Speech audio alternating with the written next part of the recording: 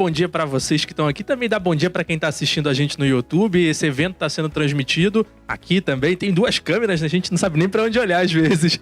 Então, muito bom dia, pessoal, assistindo a gente hoje. Mais uma edição do Circuito Gente. Esse nosso vídeo de hoje aqui da cápsula falou, né, que a gente é feito de gente. Então, o Circuito Gente também promove essa interação, essa troca, essa reflexão sobre educação. E hoje um assunto mais do que necessário. A gente fala muito de inteligência artificial. E a nossa provocação de hoje é: a IA é uma ferramenta ou concorrente na educação? Então, Gabriel Chalita, nosso super especialista em educação, recebe 2 convidadas incríveis, Cristina Bicharra Garcia e a Iana Chan, que vão discutir como a inteligência artificial pode potencializar o aprendizado e também o papel do educador nessa formação de indivíduos mais conscientes e preparados para o futuro. Gabriel Chalita é filósofo, professor e escritor com mais de 90 livros publicados, ex-secretário de Educação de São Paulo e membro de diversas academias literárias e educacionais. Gabriel Chalita, seja muito bem-vindo a mais uma edição do Circuito Gente. Cristina Bicharra Garcia é PhD em Stanford, pesquisadora pelo MIT e professora titular do Departamento de Informática Aplicada da Unirio. Cristina, seja muito bem-vinda ao Circuito Gente. E a Iana Chan é fundadora da Programaria. Ela é jornalista formada pela USP, minha colega jornalista, é premiada por promover diversidade na tecnologia e reconhecida como profissional tech do ano. Iana, seja muito bem-vinda. Chalita, a palavra é sua. Bom dia. Bom dia. Como é gostoso a gente estar aqui na cápsula, né? Que legal. Como é legal a gente estar num centro de inovação, de tecnologia e, ao mesmo tempo, olhando olhares humanos, né? Sentimentos humanos, sentindo esses sentimentos, nos relacionando, aprendendo. Eu fico muito feliz cada vez que me dão essa bonita missão de só dialogar junto nesses temas do Circuito Gente, porque eu venho aqui para aprender. E a Cris e a Iana tem uma larga experiência no tema de hoje, que é um tema que a gente tem muitas interrogações, muitas dúvidas, muitas angústias internas, o que é uma coisa muito boa. É muito bom a gente ter dúvida. É muito bom, né, Fernanda? É muito bom. Viva Niterói! Fernanda é a esposa do Rodrigo, que acabou de ganhar mais uma vez a eleição lá em Niterói. Uma salva de palmas, que ele faça uma linda gestão. Leva um abraço para ele. Mas eu queria só, antes de passar a palavra para as duas, né? Hoje estou aqui só para aprender com elas, compartilhar 2 coisas com vocês. Eu voltei agora dos Estados Unidos de uma outra reunião de um grupo de trabalho, né? Eu já compartilhei algumas dessas reuniões com o pessoal do Senac aqui, que é um grupo em que a gente reflete, né? Alguns educadores de formações diferentes, né? Filósofo, antropólogo, jurista, médico, psiquiatra, sobre um tema muito doloroso, que é suicídio de adolescentes e jovens. E nessa reunião de agora, uma coisa nos preocupou muito, que é o aumento do suicídio de crianças, né? Que nem tem muitos dados na pedagogia, na pediatria, na psiquiatria infantil, de se compreender por que uma criança desiste da vida. E é muito instigante isso, porque no começo, crianças que, né, se jogavam, então a tendência era colocar, houve um acidente no prédio, ela se jogou. Como é que se chegou à conclusão de que ela não está se jogando? A carta que ela deixa de despedida, de 7 anos, de 6 anos, de 8 anos. E é quase que um grito dizendo assim: eu existo, preste atenção em mim, né?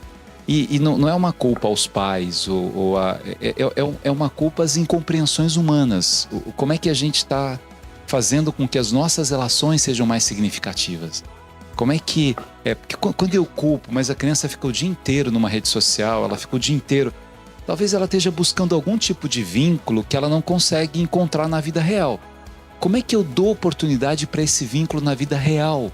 Como é que eu trabalho com esse vínculo na vida real? E aí, eu voltei, eu moro perto de uma igreja lá em São Paulo, de Santa Terezinha, e eu estava caminhando assim, aí eu vi do lado uma babá com uma criança, no colo assim, né? Tava junto. E aí a babá fez assim, porque passou em frente à igreja de Santa Terezinha. Aí a criança falou: o que você fez? Falou: sinal da cruz. O que é isso? O que é o sinal da cruz? Ah, minha mãe me ensinou a fazer isso. Vai ser uma coisa assim que... Eu acho que do alto, do lado, né? A cruz é do alto, das coisas, né, sagradas. Aí a menininha levantou o braço assim, falou, onde está Deus? Você ou Deus, ou sagrado, do lado, do alto. E do lado tem as pessoas, né? Da gente caminhar de mãos dadas. Olha a beleza dessa reflexão da babá, né? Falou, aí ela deu a mãozinha assim, eu tava no colo, pegou na mão dela e tal. E ela falou assim, tem mais uma coisa. Minha mãe dizia que a cruz nos ensina sentimento. E aí foi o que eu vi. Depois elas foram andando e tal. Aí eu quis voltar para a igreja, entrei para a igreja de Santa Teresinha. Falei assim, que coisa bonita. Ela deu 3 explicações da cruz, sem pensar muito nisso. Ela falou sobre a verticalidade, sobre a horizontalidade e sobre os sentimentos. A verticalidade, independentemente da religião, de ter ou não ter uma religião, eu preciso ter uma dimensão do sagrado. Eu tenho que ter alguma coisa que mexa comigo o sagrado. O Gabriel foi levar a Cris para ver a vista lá do 11º andar.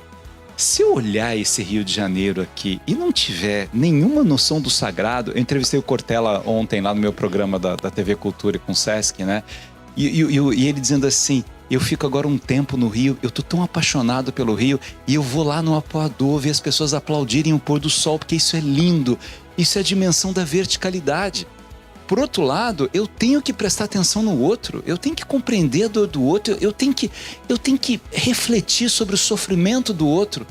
E aí vem o 3º ensinamento da cruz, que é sentimento. Sentimento. Que a Adélia Prado dizia que a coisa mais importante do mundo e a coisa mais linda do mundo é o sentimento. O que é o sentir? Aí a gente pega isso, né? Mas sentimento, inteligência artificial, não é uma reflexão sobre a inteligência artificial? A inteligência artificial é um impacto para os sentimentos? Eu vou deixar de ter sentimentos? Lá, numa dessas colocações, né, o pesquisador do Canadá dizia a quantidade de pessoas que preferiam uma relação afetiva ou sexual que não fosse com outra pessoa. Porque seres humanos dão trabalho. Então, talvez um robô resolva isso, mas isso é um problema do robô ou é um problema meu? Com os meus monstros, com as minhas feridas narcísicas, com as minhas angústias. A tecnologia, ela nos ajuda aos sentimentos. Eu falo para os meus alunos da Dalva de Oliveira, da Bibi Ferreira, e coloco no YouTube para eles verem a Bibi fazendo Joana em Gota d'Água. E eles se emocionam com isso. Então a tecnologia me ajuda a ter uma dimensão emocional. Não rouba de minha emoção. Eu não sei. Pelo menos é o que eu acho. Quem sabe são as duas que estão aqui. Então eu já vou passar para a Cristina primeiro. Para ela começar a dizer da experiência dela com a inteligência artificial e para educadores que estão aqui, que estão acompanhando, o que isso vai impactar, já impacta ou vai impactar na nossa vida de educadores?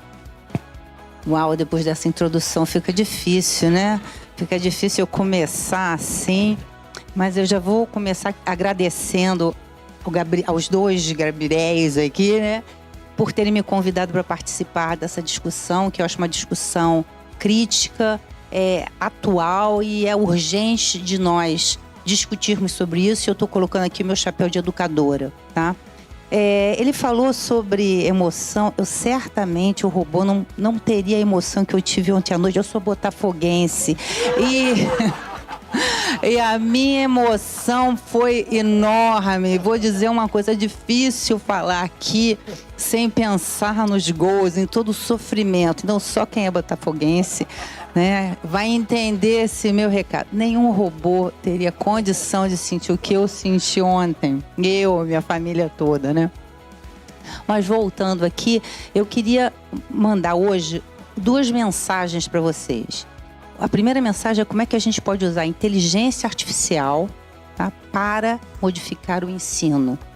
E a segunda mensagem é a necessidade da gente ensinar inteligência artificial para domínios que sejam além da parte tecnológica. Os nossos médicos, os nossos engenheiros, os nossos professores precisam dominar a tecnologia. Tá? Então eu vou tentar abordar esses 2 tópicos. Para vocês entenderem um pouco a minha perspectiva, espero que não pareça, mas eu tenho mais de 30 anos de experiência em inteligência artificial. Então, eu fiz doutorado em inteligência artificial, sou professora de inteligência artificial, oriento aluno em inteligência artificial, desenvolvo sistemas para grandes empresas usando inteligência artificial para solucionar problemas.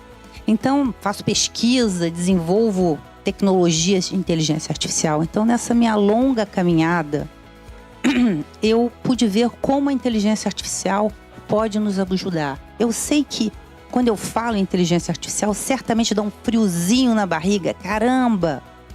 Poxa, eu vou ser substituído pela máquina. É um risco. E é isso que a gente tem que estar preparado para que a gente use a tecnologia como uma ferramenta para ampliar a nossa capacidade, tá? Mas para isso a gente tem que transformar. Então, e uma das coisas que eu coloco é que essa transformação, ela tem que vir da base. Eu conheço alguns trabalhos de instituições que vão tentar achar, eu vou tentar achar nas comunidades os grandes talentos e vou trazer esses grandes talentos e vai desenvolver, eles vão para o MIT, vão para Stanford, eles vão ser super feras, tá?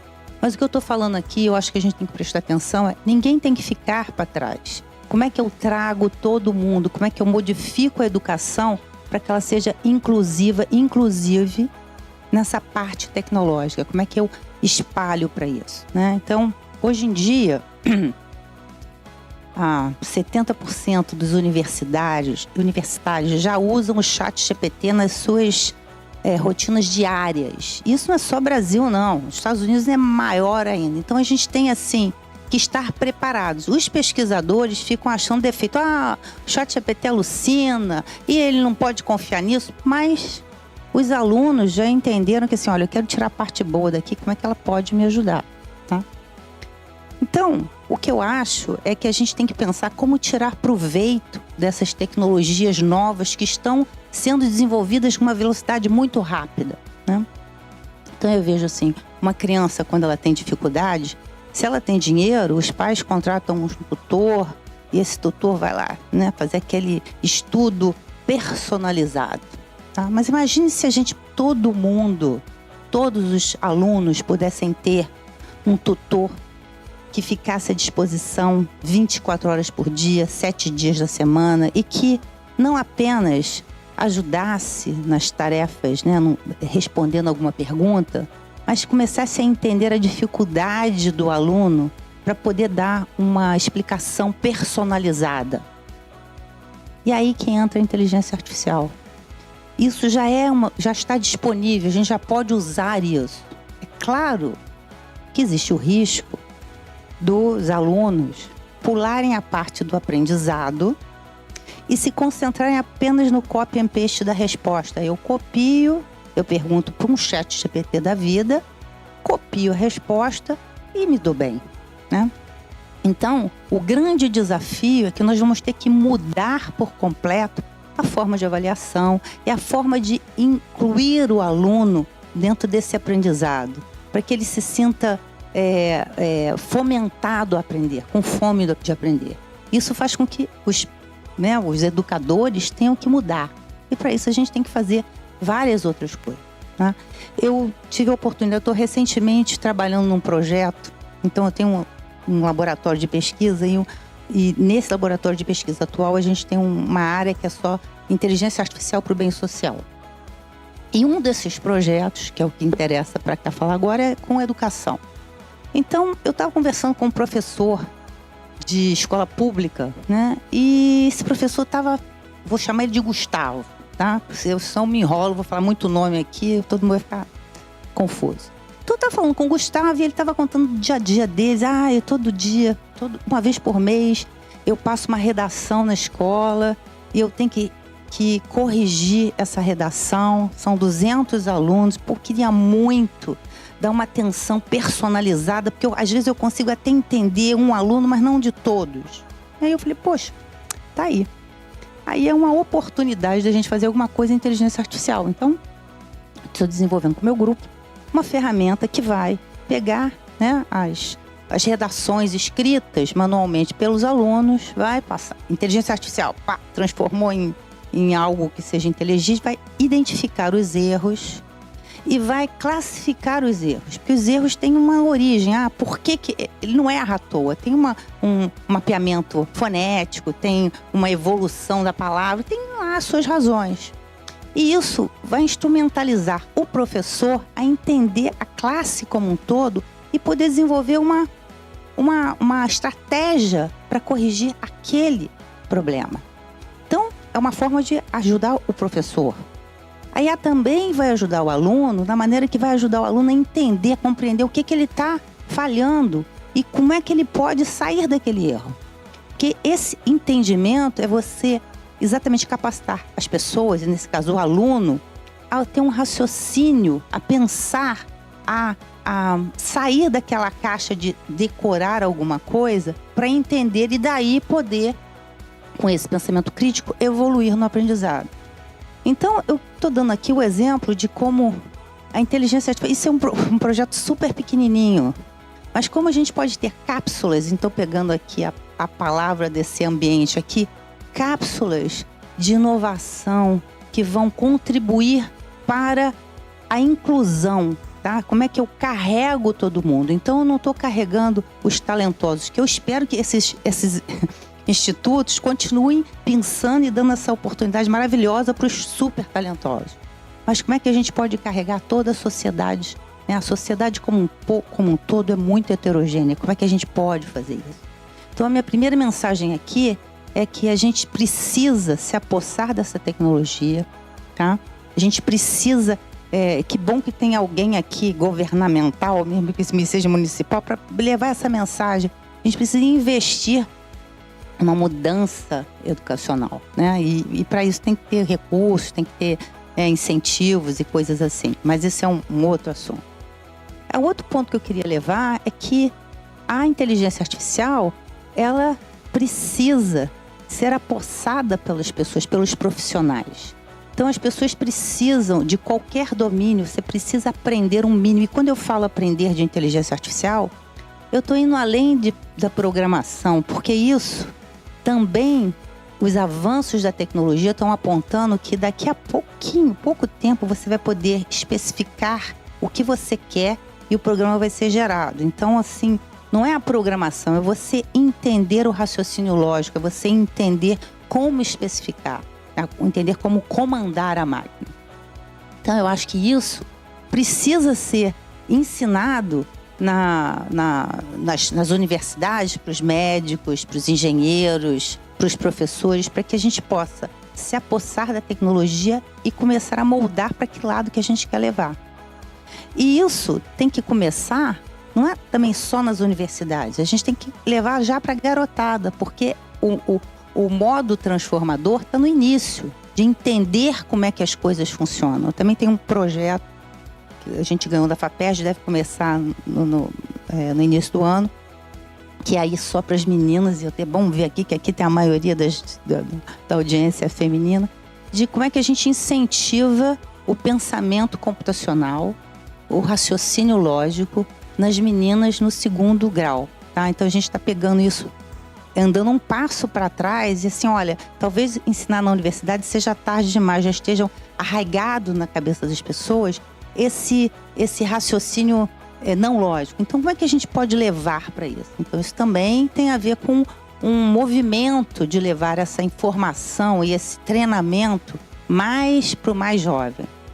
Então, o que eu acho é que a inteligência artificial não deve ser considerada como uma inimiga, até porque não tem volta, não vai ser parado, não tem como parar essa evolução. Então, a gente tem que ver uma maneira de considerar, de introduzir a inteligência artificial como sendo uma ferramenta para o nosso desenvolvimento. Então, o que eu convido a todos é fazer parte dessa mudança. É pegar as rédeas para a gente poder criar um futuro mais inclusivo, tá? E com inteligência artificial. Obrigada.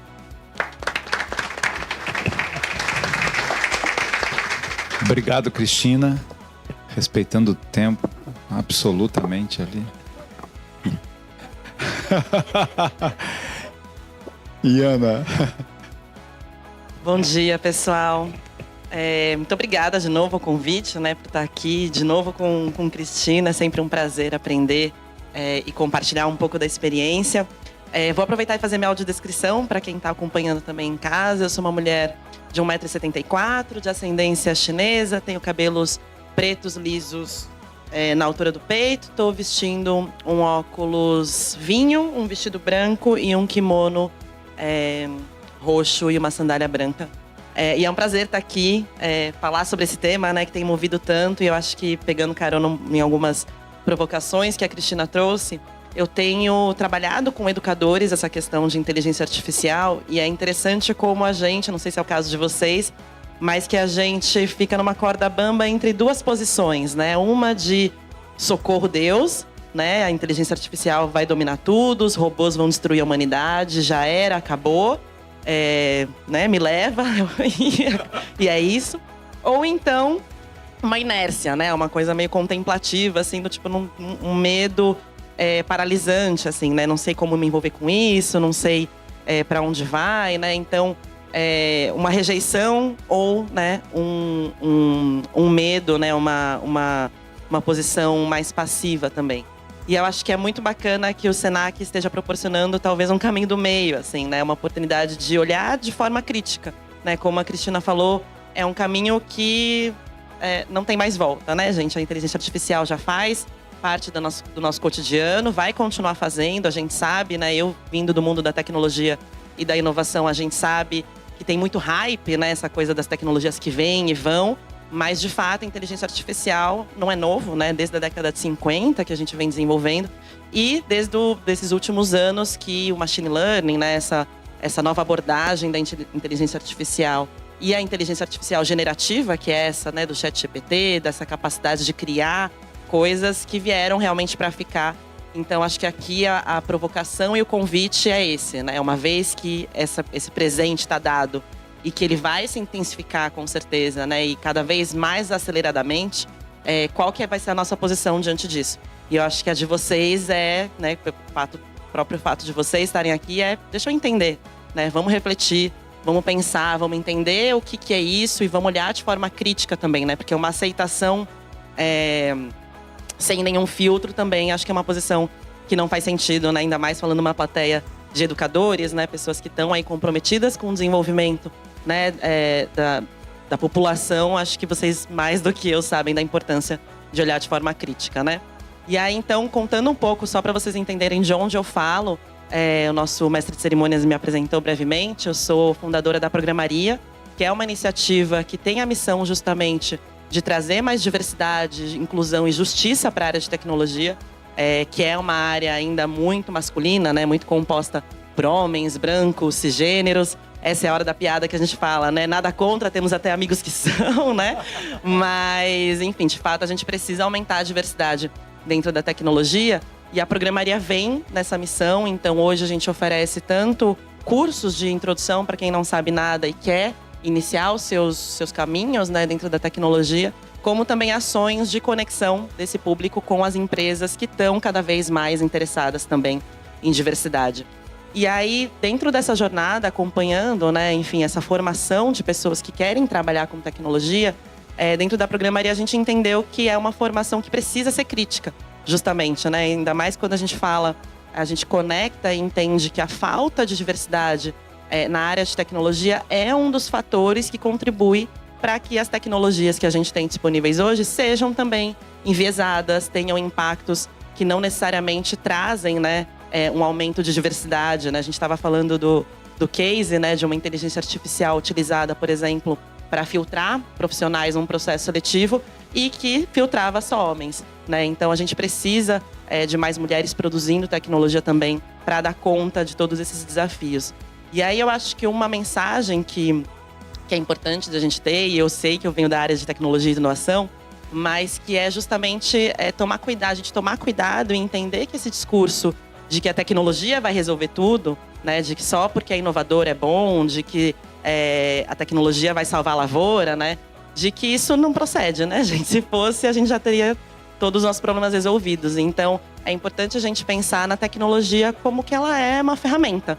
E o seu impacto, né, se isso vai gerar um aumento da igualdade ou se isso vai aprofundar desigualdades estruturais, isso depende justamente das pessoas que estão criando as tecnologias, né? De qual é a reflexão que elas estão tendo e também é dinâmico, né? Então, de como nós, muitas vezes, como consumidores dessa tecnologia, a gente tem um olhar crítico para isso também. Então, acho que esse ponto para a gente é fundamental dentro da programaria, né? Entender que tecnologia é ferramenta. Então, não é só porque é inovador, é moderno, né? Que isso é bom para todas as pessoas. Inclusive, não sei se a gente vai ter a oportunidade de falar aqui, talvez sim. Mas a gente tem visto vários casos, né? De tecnologias que, a exemplo dessa de utilizada num processo seletivo, que aprofundam desigualdades, né? E aí, de novo, se tecnologia é ferramenta, o problema também não é a tecnologia, né? Mas toda a estrutura, né? Racista, machista, enfim, que existe na nossa sociedade, que muitas vezes as tecnologias acabam, né, reproduzindo e aprofundando esse ponto. E aí, dentro dessa experiência com educadores, e já para encaminhar para o final da minha fala inicial, a gente tem essa visão, e acho que a Cristina trouxe, né, de como educar com IA, né, de como usar como ferramenta, como apoiar o trabalho de educadores, que a gente sabe, né, que no Brasil é uma realidade ainda bastante difícil, né? Muitas vezes educadores sobrecarregados. Então, com certeza, a inteligência artificial consegue apoiar, né? Como ferramenta de produtividade mesmo, muitas vezes, né? Como dar uma atenção personalizada. Mas acho que tem um outro aspecto, além de educar com IA, que é educar na IA. Acho que quando o Chalita traz, né, no início desse trabalho super importante, mas ao mesmo tempo pesado, né? Do suicídio entre crianças e adolescentes, é entender também como as tecnologias impactam a nossa sociedade e como a gente pode educar nossas crianças, mas acho que a partir desse olhar, né, de que a educação é para ao longo da vida toda, para a gente lidar com as novas tecnologias, né? Então, a gente tem um dado, por exemplo, de que o Brasil foi feito um estudo sobre literacia digital, né? A capacidade, então, que a população tem de reconhecer notícias falsas online. E o Brasil é o último país dentro desse ranking, né? E vejam que isso não é uma questão de tecnologia, mas que a tecnologia, uma vez que a gente tem a possibilidade, né, de gerar notícias, né, de gerar fotos modificadas, gerar vídeos modificados, isso se intensifica, né? Isso se complexifica com a inteligência artificial. Então, a importância da gente entender que não tem como ficar à mercê, né, desse avanço. Mas a gente precisa entender, a gente precisa olhar de forma crítica, a gente precisa ajudar também os nossos educandos a conseguirem navegar dentro desse novo contexto. E aí, acho que em dois aspectos, né? Que acho que até a Cristina falou um pouquinho no final, né? Como a inteligência artificial muda o perfil e as habilidades profissionais que vão ser exigidas pelo mercado de trabalho, porque não é mais o que era antigamente, né? E acho que como que a gente consegue olhar para a inteligência artificial de uma forma que uma vez que as tecnologias mudam a forma como a gente trabalha, essas habilidades, né, que são necessárias, passam muito mais a ser as socioemocionais, que a gente estava falando, né? Muito menos saber conceitos e habilidades técnicas e muito mais como que a gente vai usar isso, né? Então, o ChatGPT traz isso, acho que num exemplo muito didático, assim. Não é mais sobre saber respostas, mas é sobre como fazer perguntas e como fazer bem as perguntas, né? Então, acho que tem um aspecto aí fundamental de entender como que isso vai modificar, né? Todas as nossas necessidades aí de posicionamento, mas também, enquanto sociedade civil, como que isso impacta grandemente, por exemplo, o mercado de trabalho, né? A gente está numa discussão agora de regulamentação e, por exemplo, o sindicato dos dubladores, né, das pessoas tradutoras, que são áreas que estão sendo ativamente substituídas por IA, estão numa disputa ali sobre direitos autorais. Então, acho que a gente está aqui num caldeirão de muitos temas, né, quentes, para entender como que a gente se posiciona enquanto sociedade, enquanto educadores, e principalmente, acho que como cidadãos, né? De fato, como a gente vai se posicionar dentro dessa discussão que está posta, assim, né? Então, muito mais do que respostas, né, para a gente trazer, acho que são provocações de entender um pouco melhor desse contexto, o que está em jogo dentro de todas essas discussões e qual tipo de sociedade a gente quer construir a partir disso, né? Então, de novo, acho que é um prazer poder estar num ambiente em que a gente tem a possibilidade de discutir esses posicionamentos, né, e gerar, acho que na verdade, mais provocações. Muito obrigada. Muito bem, agora a gente passa para um bate-papo, é um circuito gente. Então vocês poderão fazer perguntas. Enquanto vocês pensam um pouco nas perguntas de vocês, eu vou fazer pergunta. Vou começar aqui com a Cristina. Você falou sobre o ChatGPT e que isso muda, de certa forma, as avaliações, né? Assim, se eu vou avaliar o meu aluno e eu faço perguntas que o ChatGPT responda rapidamente, eu não estou desenvolvendo os pilares cognitivos, social e emocional.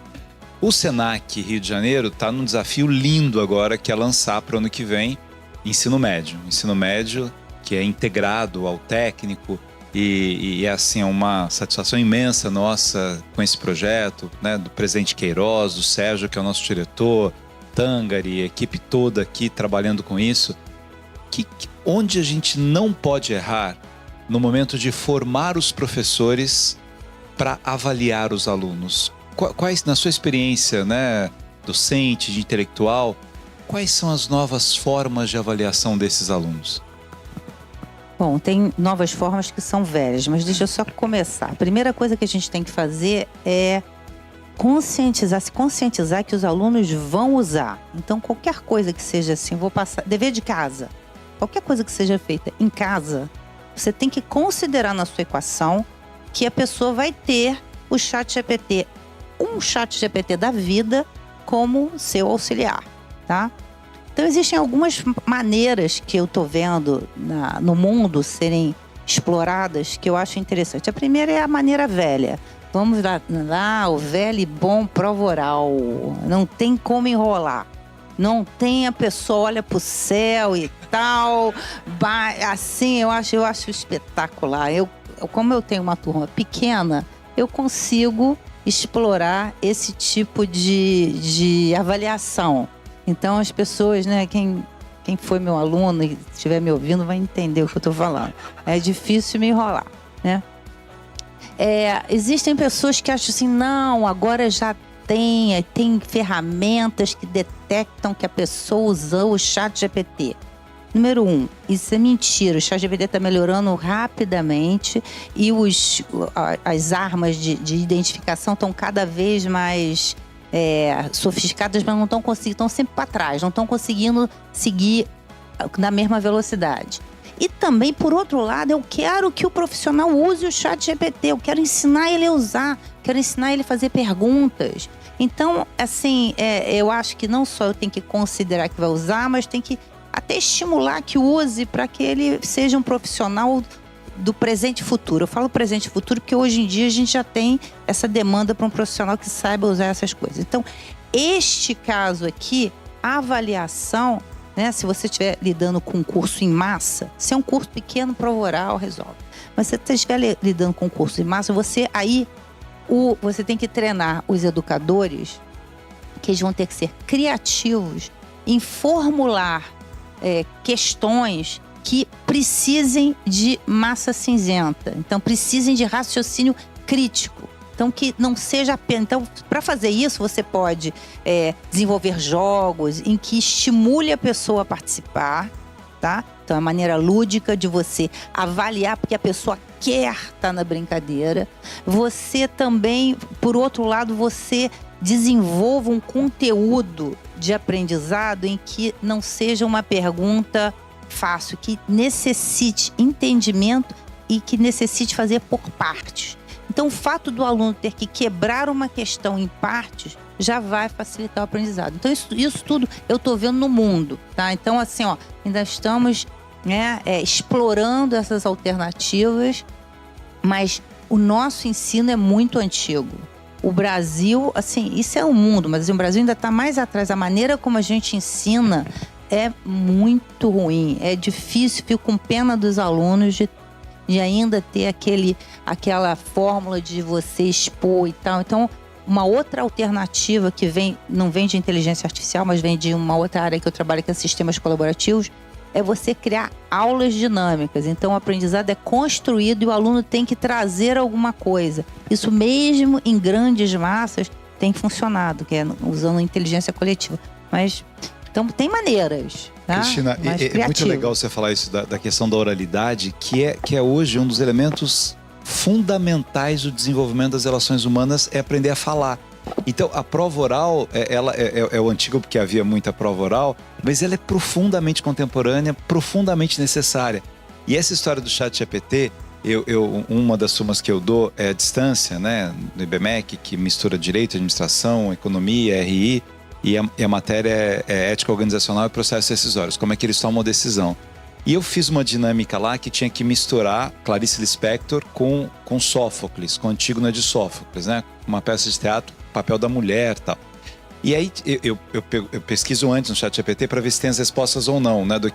E tem uma coisa legal que acontece na Paixão Segundo GH, que a história é uma mulher que é empregada, vai embora. Eu pedi para eles lerem antes, mas eu sabia que eles não iam ler porque é difícil Paixão Segundo GH. Eu até sei o que eles vão ler, o que eles não vão. O tamanho do conto eles leem e tal. Aí vai, então a empregada foi embora, a mulher vai no quarto da empregada e ela fica meio... Nossa, tá tão organizado o quarto. Eu pensei que ela tivesse ficado com raiva, que o quarto tivesse uma bagunça e tá tudo perfeito. Só que tem uma barata. E ela não sabe o que ela faz com a barata. E aí é a genialidade da Clarice Lispector, que é a obra inteira ela pensando o que fazer com a barata. Se ela mata a barata, se ela coloca a porta na barata. E ela olha pra barata... E aí, aos poucos, ela fala assim, mas esta barata está com ar de superioridade sobre mim.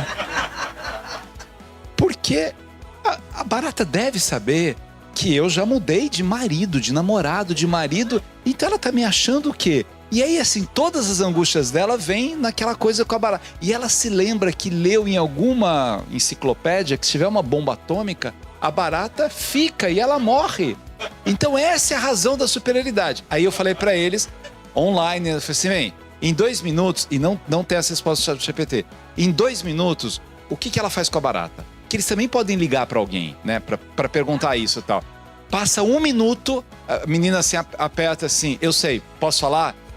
Eu falei assim, mas você ligou para alguém? Ela falou, Gemini. Não tinha no ChatGPT, mas tinha no Gemini. Eu falei, não pesquisei o Gemini pra... Aí eu falei assim, só que você vai me dizer o sentido do que ela faz. Aí a menina falou assim, me dá mais 2 minutos.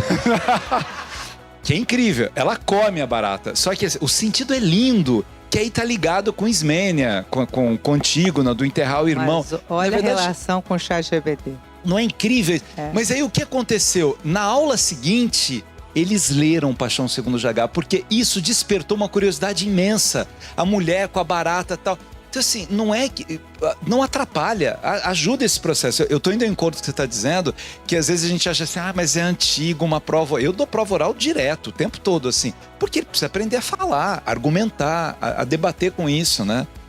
Posso aproveitar e complementar, deixa? Porque eu acho que tem um aspecto que, para mim, fica muito evidente, quanto mais a gente troca, assim, que os desafios que a gente...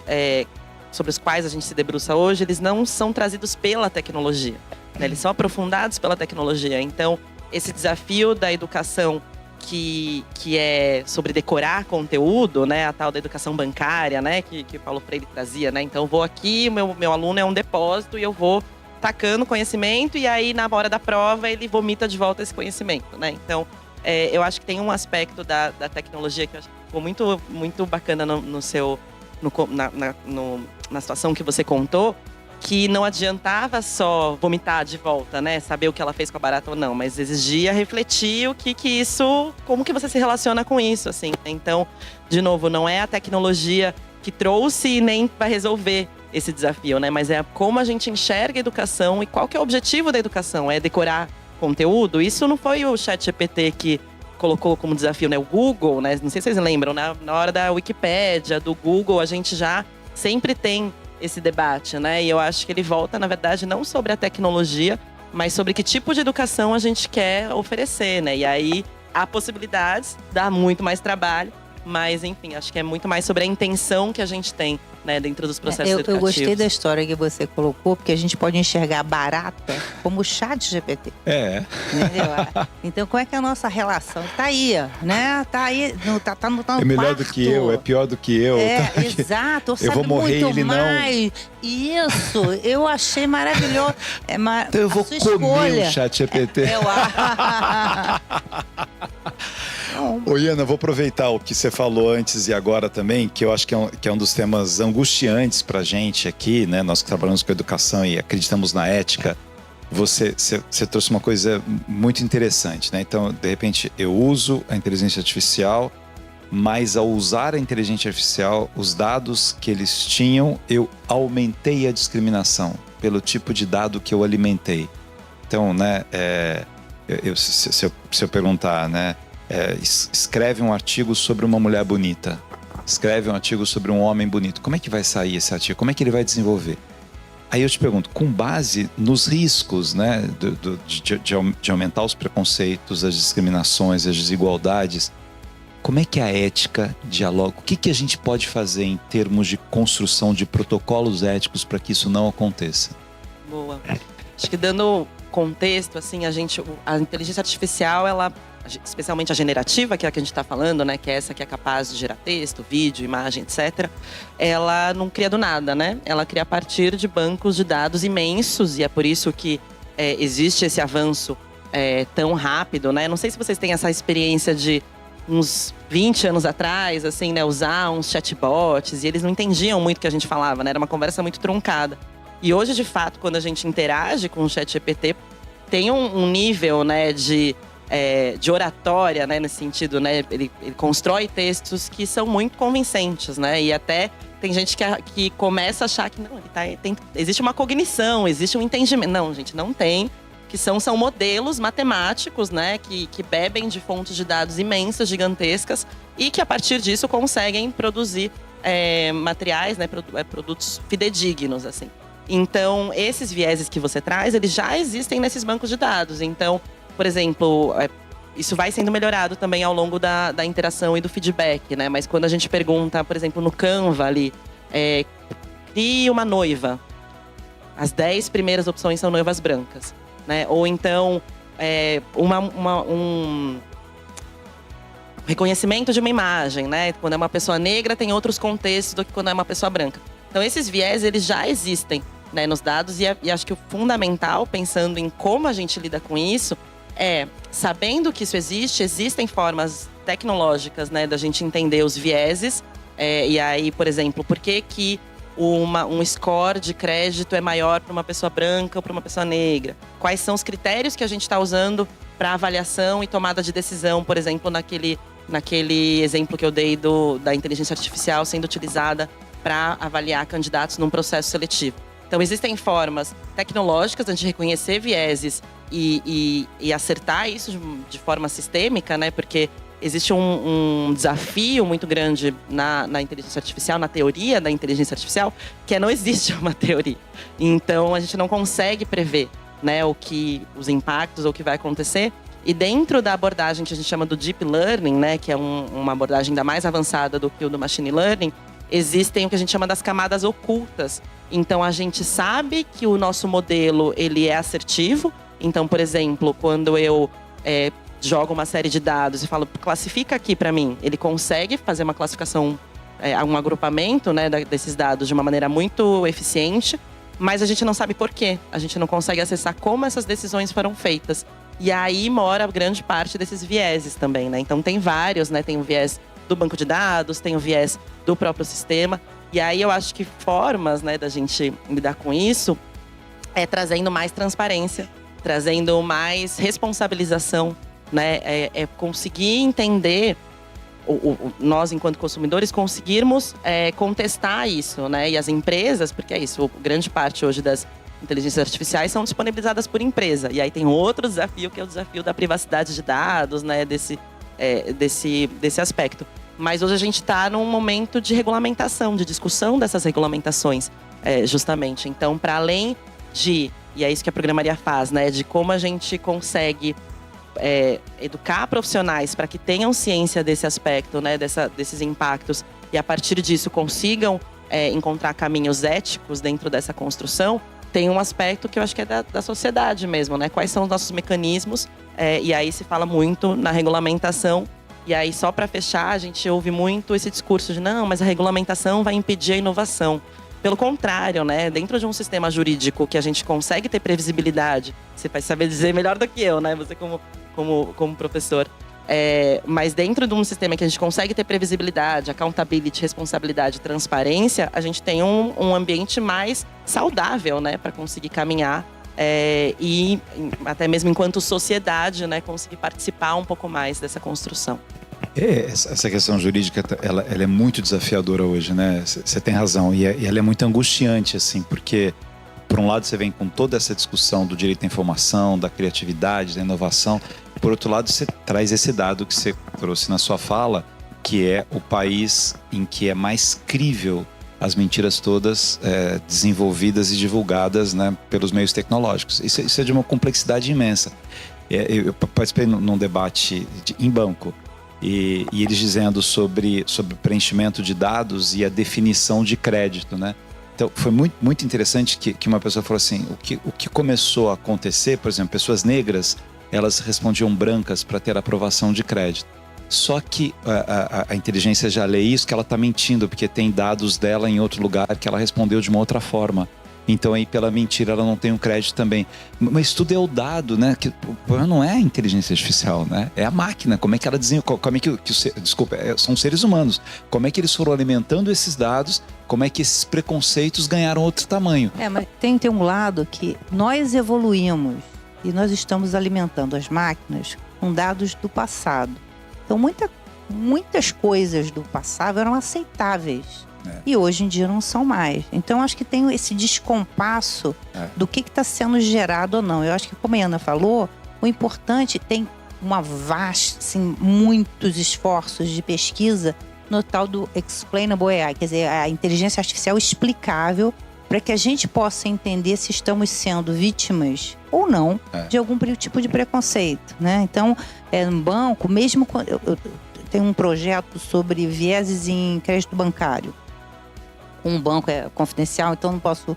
Mas assim, mesmo eles não... A gente não quer fazer nenhum tipo de discriminação. Então, mesmo assim, nós vimos que tinha uma discriminação. Não era racial, não era de gênero, mas era em relação à renda.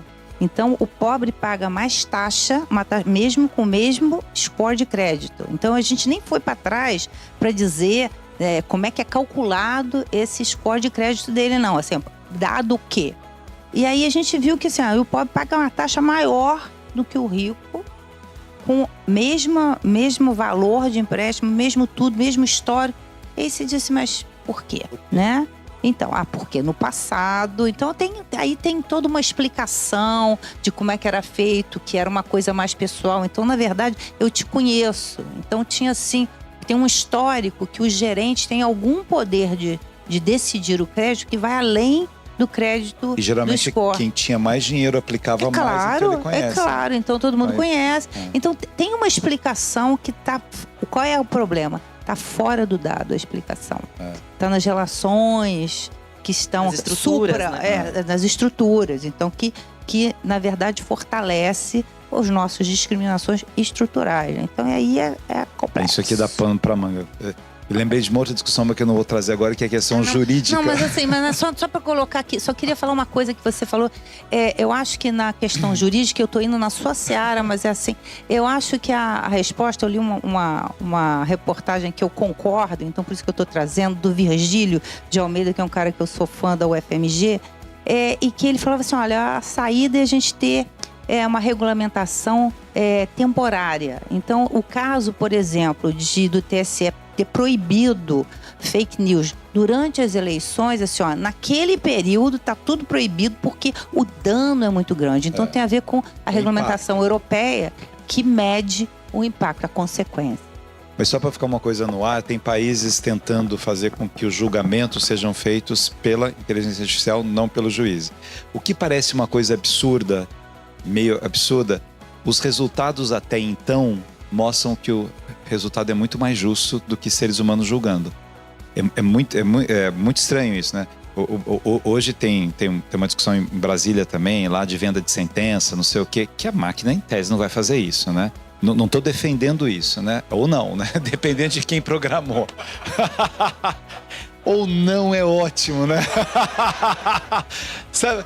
Sabe quem fala ou não? O Caetano. O Caetano, quando ele dá uma resposta de uma coisa...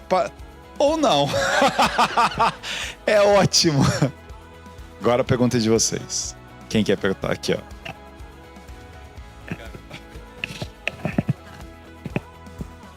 Oi, meu nome é Carla Tavares, trabalho também na Prefeitura de Niterói e lá a gente coordena um programa grande de mulheres empreendedoras e tecnologia para que elas possam, né, impulsionar, enfim, todo o negócio. E eu conheço Programaria desde essa época, quando em 2021 a gente começou a pesquisar algumas referências, né, do que poderia ser agregado ao projeto, e eu te sigo desde essa época, então prazer estar aqui pessoalmente. E na minha reflexão para uma devolutiva de vocês. Participei recentemente de uma conversa como essa, ali no Arca Hub, e a Enlaza, não sei se vocês já ouviram falar, é uma grande rede internacional, atinge a América Latina, México, etc., liderado por mulheres e com financiamento para mulheres, onde a discussão era em que medida a IA vai contribuir para a desigualdade de gênero no mundo. E foi muito interessante tudo que a gente ouviu lá, porque um dado me deixou muito preocupada, né? Que apenas 11% das pessoas que alimentam a IA são do gênero feminino. Então a gente está falando aí justamente de reforço de vieses, de discriminação, de aprofundamento dessa desigualdade. E então a minha questão aqui talvez do ponto de vista de vocês e das experiências que vocês têm acesso, que talvez sejam maiores do que as nossas aqui em termos de limite, né, de país e de culturas, etc., como vocês poderiam sugerir que nós, enquanto formadores de políticas públicas, né, possamos estar dando assim mais acesso para que mais meninas e mulheres se apropriem desse direito de alimentar essa IA, porque esse recorte de que essa IA ela começa a conhecer você pessoalmente, ela começa a falar com você, entender um pouco de como você pensa, talvez seja aí essa possibilidade dessa ambiência, né? Então, tá aí para... Obrigado, Carla, poder... legal. Eu vou pedir para a Cristina primeiro, porque você trabalha com IA há 30 anos. Melhorou ou piorou a questão de gênero? As questões, não, agora elas estão à tona. Sempre houve, mas não tinha tanto impacto, porque a gente não estava introduzindo a IA tanto no nosso dia a dia. Tá? Ela estava mais assim em empresas, na engenharia, na eficiência. Aí agora ela está atuando no nosso dia a dia. Quando eu digo no nosso dia a dia, é porque está disponível através dos chats GPTs da vida, e isso vai fazer com que haja mais discriminação. Então, na minha experiência, a gente tem duas ações. A primeira é isso que a gente está fazendo. A sociedade tem que entender que ela pode ser vítima de uma discriminação algorítmica, que é um trabalho que a gente tem o tempo todo, não só de educar, mas a sociedade não pode ficar passiva. Tem que, eu não recebi o empréstimo por quê? Você tem que exigir isso. Em termos de governo, tem que existir um backup da pessoa poder reclamar. Da pessoa, não, eu preciso de uma explicação válida. Então, se eu não recebi, mas meu vizinho que é branco, ou que é homem, ou que é sei lá o quê, recebeu nas mesmas condições, eu tenho um caso para ser avaliado. Então, isso vai criar nos desenvolvedores, nos bancos que estão usando, porque mesmo que eles não queiram, é muito prático você contratar uma equipe técnica. E eu tenho uma equipe técnica fantástica, o pessoal do MIT desse tempo, coloca um brand enorme e fala, não, então tem que estar certo. Esquecendo que pode estar tecnicamente certo, mas alimentado com dados que têm os seus preconceitos. Então, o que eu acho? Tem que fazer uma auditoria no dado que alimentou. Então, se vocês estão desenvolvendo, ótimo. Tá? Então, em termos governamentais, você consegue fazer uma auditoria na origem, tá? Que é Você não precisa disponibilizar o dado, que tem um problema, né, de confidencialidade, mas você consegue fazer auditorias, existem maneiras de fazer. Você também consegue fazer auditoria no código que está sendo desenvolvido. Então, quanto mais no início que você se comprometer em prevenir as discriminações, maior chance você tem, porque está aqui, está ali, e a sociedade tem que tomar rédea. A gente tinha que ter agências que fossem, por exemplo, vocês que são da Niterói, vocês têm um município. Isso é super bom. Por quê? Porque num grão pequeno vocês podem transformar. Então, o Niterói é inovador. Vocês poderiam ter uma secretaria exatamente para cuidar desses problemas de discriminação algorítmica. Porque aí teria como atuar. O fato de existir, você já tem canaliza as atenções e a sociedade como um todo. Opa! E a outra coisa, sai daqui. Eu acho que a gente tem que responsabilizar as grandes empresas. Porque o dia que bater no bolso de uma Microsoft, que olha, não sei porquê, mas vai cair em mim, aí eles que têm o poder de desenvolver, aí eles vão ficar espertos, vão colocar uma equipe maravilhosa para desenvolver, para contra-atacar. Por enquanto tá muito cômodo. Assim, não. E multa pequena não resolve para eles, né? Multa pequena e milhão é multa pequena. Né? Gabriel? Muito legal, vocês são todos fantásticas. E a minha pergunta, na verdade, eu quero partir de um testemunho. Eu tive a sorte de aprender inteligência artificial com você. E o pessoal está fazendo um trabalho maravilhoso de desenvolver um curso de inteligência artificial. Na verdade, uma formação completa de ensino médio em inteligência artificial. E a minha surpresa quando eu fui fazer o curso de inteligência artificial é que eu só fui tocar num software na 20ª aula. Sei lá, eu fui só quando eu fui... E aí eu falei assim, não vai chegar, eu não vou ter que tocar num software, eu não vou ter que programar, eu não vou ter que... Porque eu fui aprendendo a modelar. Era modelagem. Eu falei assim, meu Deus, quando chegar a programação é que vai ter meu problema. Quando chegou a programação na minha vida, aí entrou o Google Colab com um sistema ChatGPT da versão da programação e eu fui que nem uma velocidade da luz. E a minha pergunta é a seguinte, e isso é um ponto. Aí depois eu fui na minha formação docente, no doutorado. E eu cheguei lá passando uma lista de exercícios. A minha aula era assim, eu passei uma lista de exercício impossível de resolver. Aí Mariano virou pra mim e falou assim, Gabriel, essa é a sua aula? Você vai dar assim a sua aula? O aluno, quando chega aqui, a última coisa que ele quer é programar.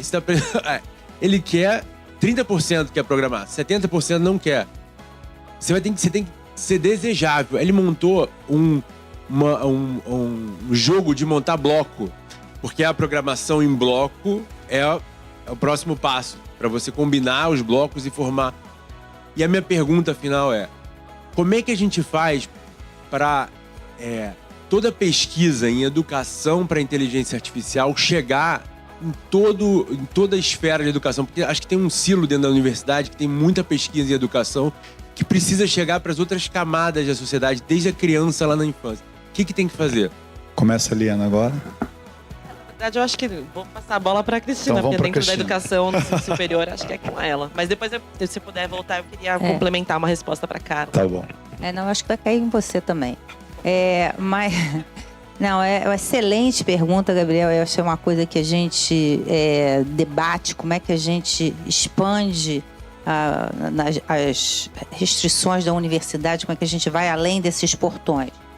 E eu acho que tem a ver exatamente com isso, de você ter uma outra... Primeiro, ensinar programação, tudo bem, mas essa é a parte menos difícil. As pessoas acham que é mais bem, atualmente é a parte menos difícil. A parte mais difícil é você entender o que você está fazendo, é você modelar o problema, modelar a solução, e aí depois que vem isso. Então, o aluno, quando chega para mim, aluno de graduação, não estou nem falando mestrado, doutorado, mas ele chega para mim assim, professora, eu posso já programar, vai me ensinar a programar? Eu tenho que segurar a ansiedade dele, porque o que ele vai fazer? Ele vai pegar tudo que ele já fazia em casa, tudo errado, assim, que faz aqueles gatos, e vai ali, ele vai construir sobre pilares ruins. Então eu tenho que desmontar, tipo assim, eu vou te desensibilizar. Eu sou alérgica, então eu passei de 10 anos desensibilizando de corante amarelo. tá? Agora eu já não sou mais alérgica. Mas assim, para fazer isso é o que eu faço com o aluno. Olha, não, agora você vai ter. Aí, quando ele entra na programação, ele fala para mim, agora veio a luz, agora eu consigo entender e tal. Então, esse é um ponto. O outro ponto é como é que eu coloco desde a infância. Aí tem a ver com você ensinar o raciocínio lógico, o raciocínio computacional, que não tem a ver com a programação em si, mas tem a ver você entender o que você está fazendo. É exatamente porque quando chega na hora de programar, eu posso usar essas ferramentas todas que estão disponíveis, mas eu tenho que entender o que eu estou fazendo, senão vai ser um copy and paste e seja o que Deus quiser. Então eu tenho alunos de doutorado que caem de paraquedas num curso avançado que eu dou e dizem que sabem programar. E eu passo uma tarefa achando que a pessoa falou que sabe programar. Então, a pessoa me traz um negócio que não tem nada, que está gerando resultados que não tem nada a ver com o que era o esperado. Aí a pessoa vira, depois de torturada, a pessoa diz, não, eu usei o Gemini, eu usei o ChatGPT 4.0. Ele fala assim, mas assim, a pessoa não entendeu o que tinha que ser gerado. E é isso que eu acho que a educação, desde cedo, tem que ensinar. Então, um projeto que eu fiz em 2011, com crianças na escola de aplicação da UF. Então, esse trabalho com elas era exatamente usando uma forma lúdica. Então, que era como é que eu vou... Você vai implementar um jogo e tinha que ser dentro da parte de uma disciplina que ninguém queria dar muito espaço pra gente. Assim, o que esse pessoal está querendo fazer aqui?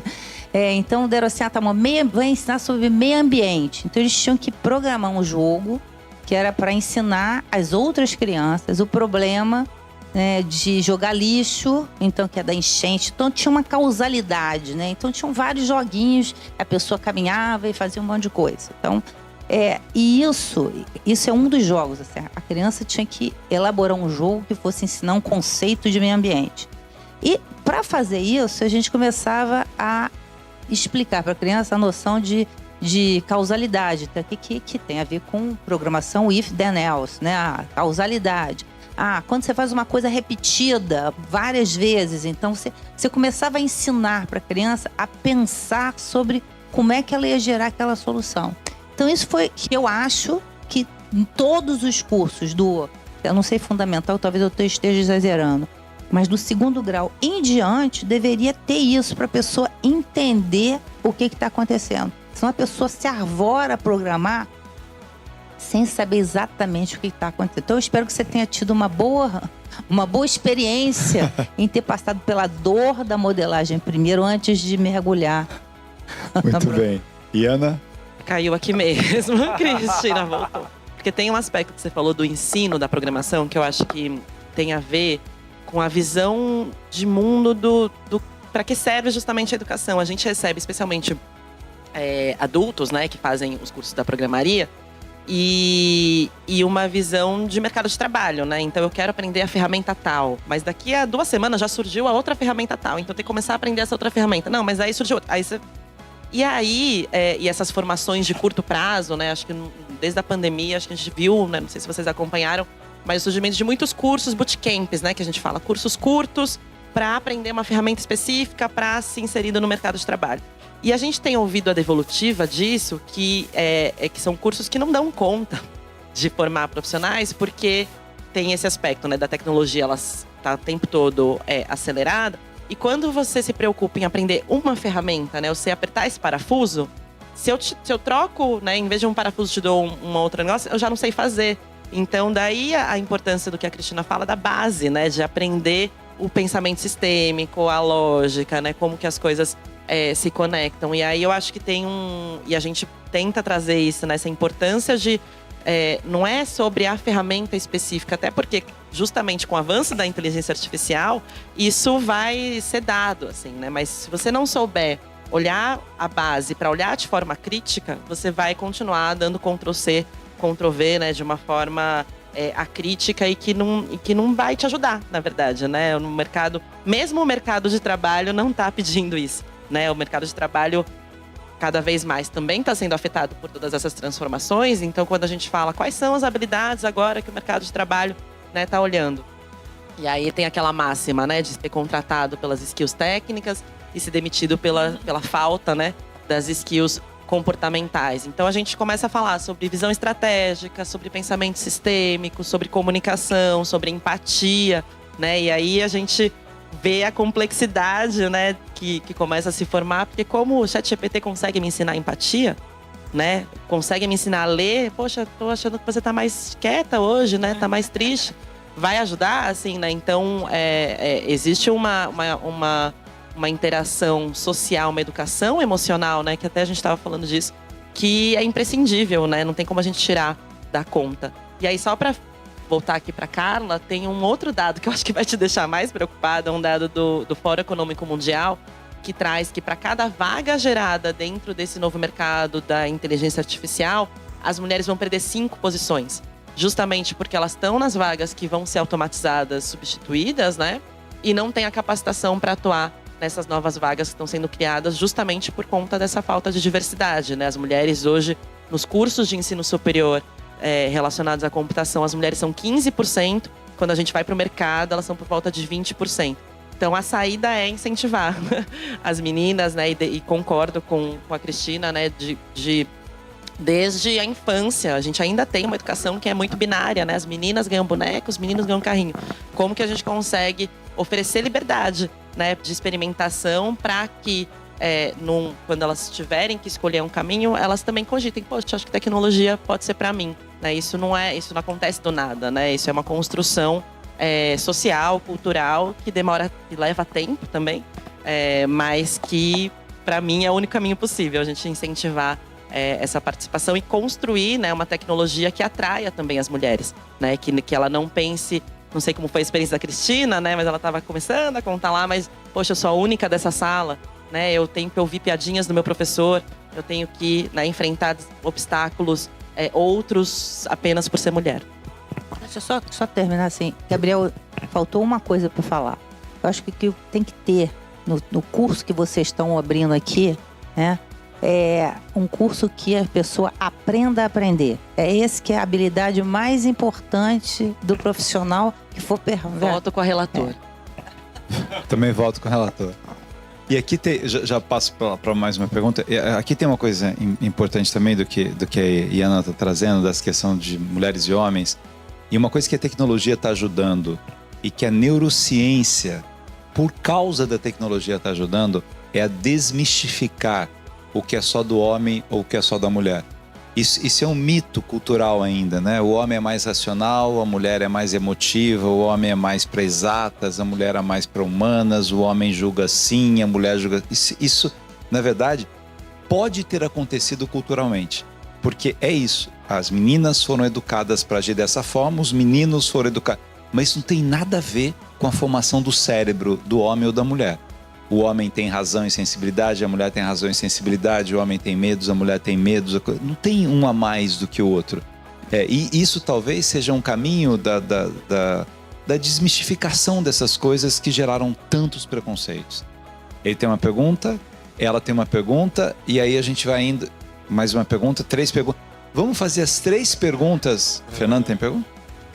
Vamos fazer as 4 perguntas e aí elas dão as 2 respostas. E depois a gente fica conversando.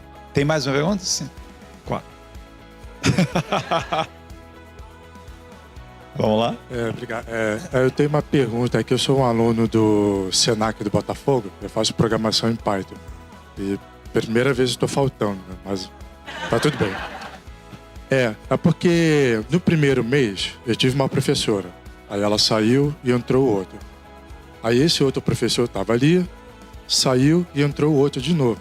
Aí com esse professor novo, tem algo que está me incomodando, porque todas as aulas que ele dá através do ChatGPT. Às vezes tem um aluno que tem uma questão, aí o professor pergunta para o ChatGPT para depois dar resposta para o aluno. O professor, ele usa mais o ChatGPT do que o próprio aluno. É viciado no ChatGPT. Aí eu fico assim pensando, cara, será que o cara é antiprofissional? Ou isso é normal, o professor usar o ChatGPT o tempo todo? Primeira vez que eu tive um professor assim, eu não sei se isso é comum. Vamos pegar isso para te responder, ou não, responder daqui a pouco. Vamos lá, fazer agora ela, ó. Aqui.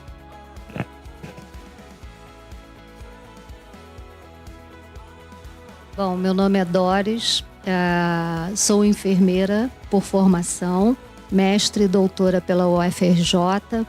Ontem a gente participou de uma mesa em que os avaliadores, uma mesa de doutorado, uma banca de doutorado, em que os componentes da banca discutiram a qualificação de uma tese de uma colega do Pará, né? E a gente observou que nessa banca tinha dois lados opostos se colocando. Um que aceitava muito bem a tecnologia, inclusive faz avaliação de projetos para o CNPq na área de tecnologia em saúde, e o outro da academia pura. Tá? Isso é uma observação e um lembrete, porque nós estamos vendo uma pessoa da academia e também da área política, eu creio, né? E uma pessoa de uma área mais social. E aí eu estava pensando comigo mesma, né? O que nos traz aqui? Tá? Nós temos um blog de interesse para a nossa profissão na área tecnológica. Tudo bem, nós estamos formatando essa ideia, estamos trabalhando em cima dela.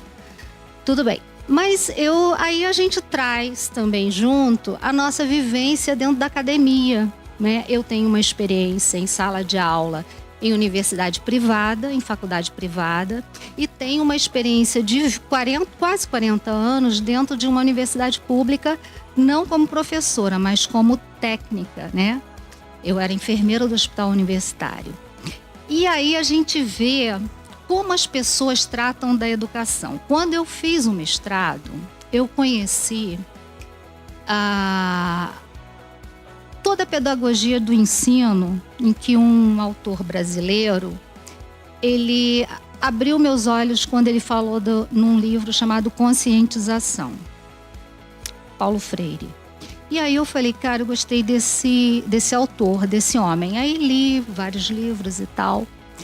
E aí eu comecei a entender o meu papel como educadora na profissão e na academia, porque eu também eu sempre paralelo trabalhei com educação, nível médio e nível superior, por ordem mesmo do serviço que eu executava na universidade, né, dentro do hospital escola.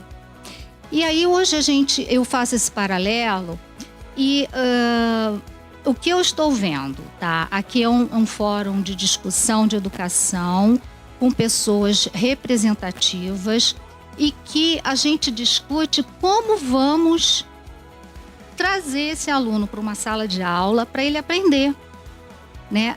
No Inova, teve um seminário aqui em julho, Inova IA.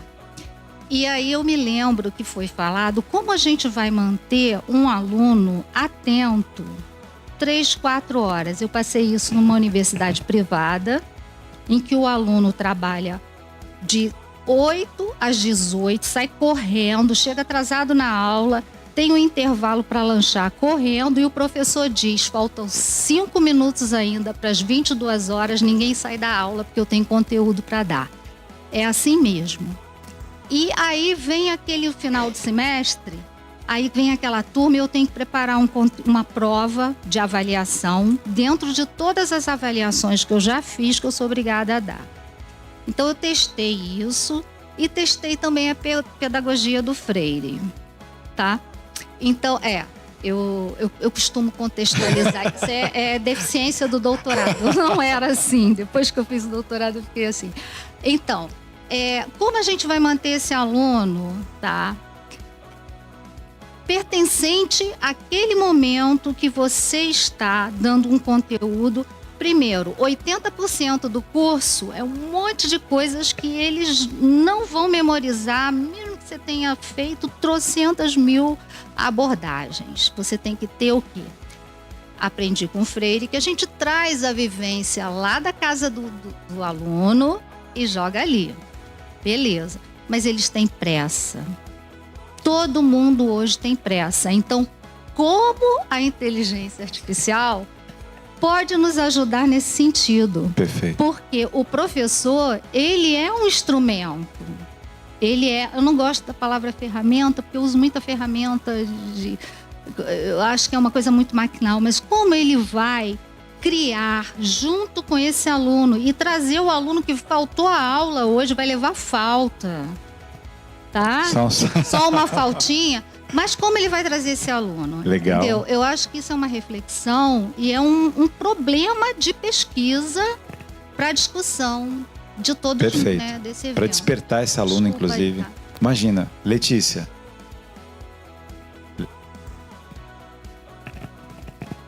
Olá, meu nome é Letícia Esther.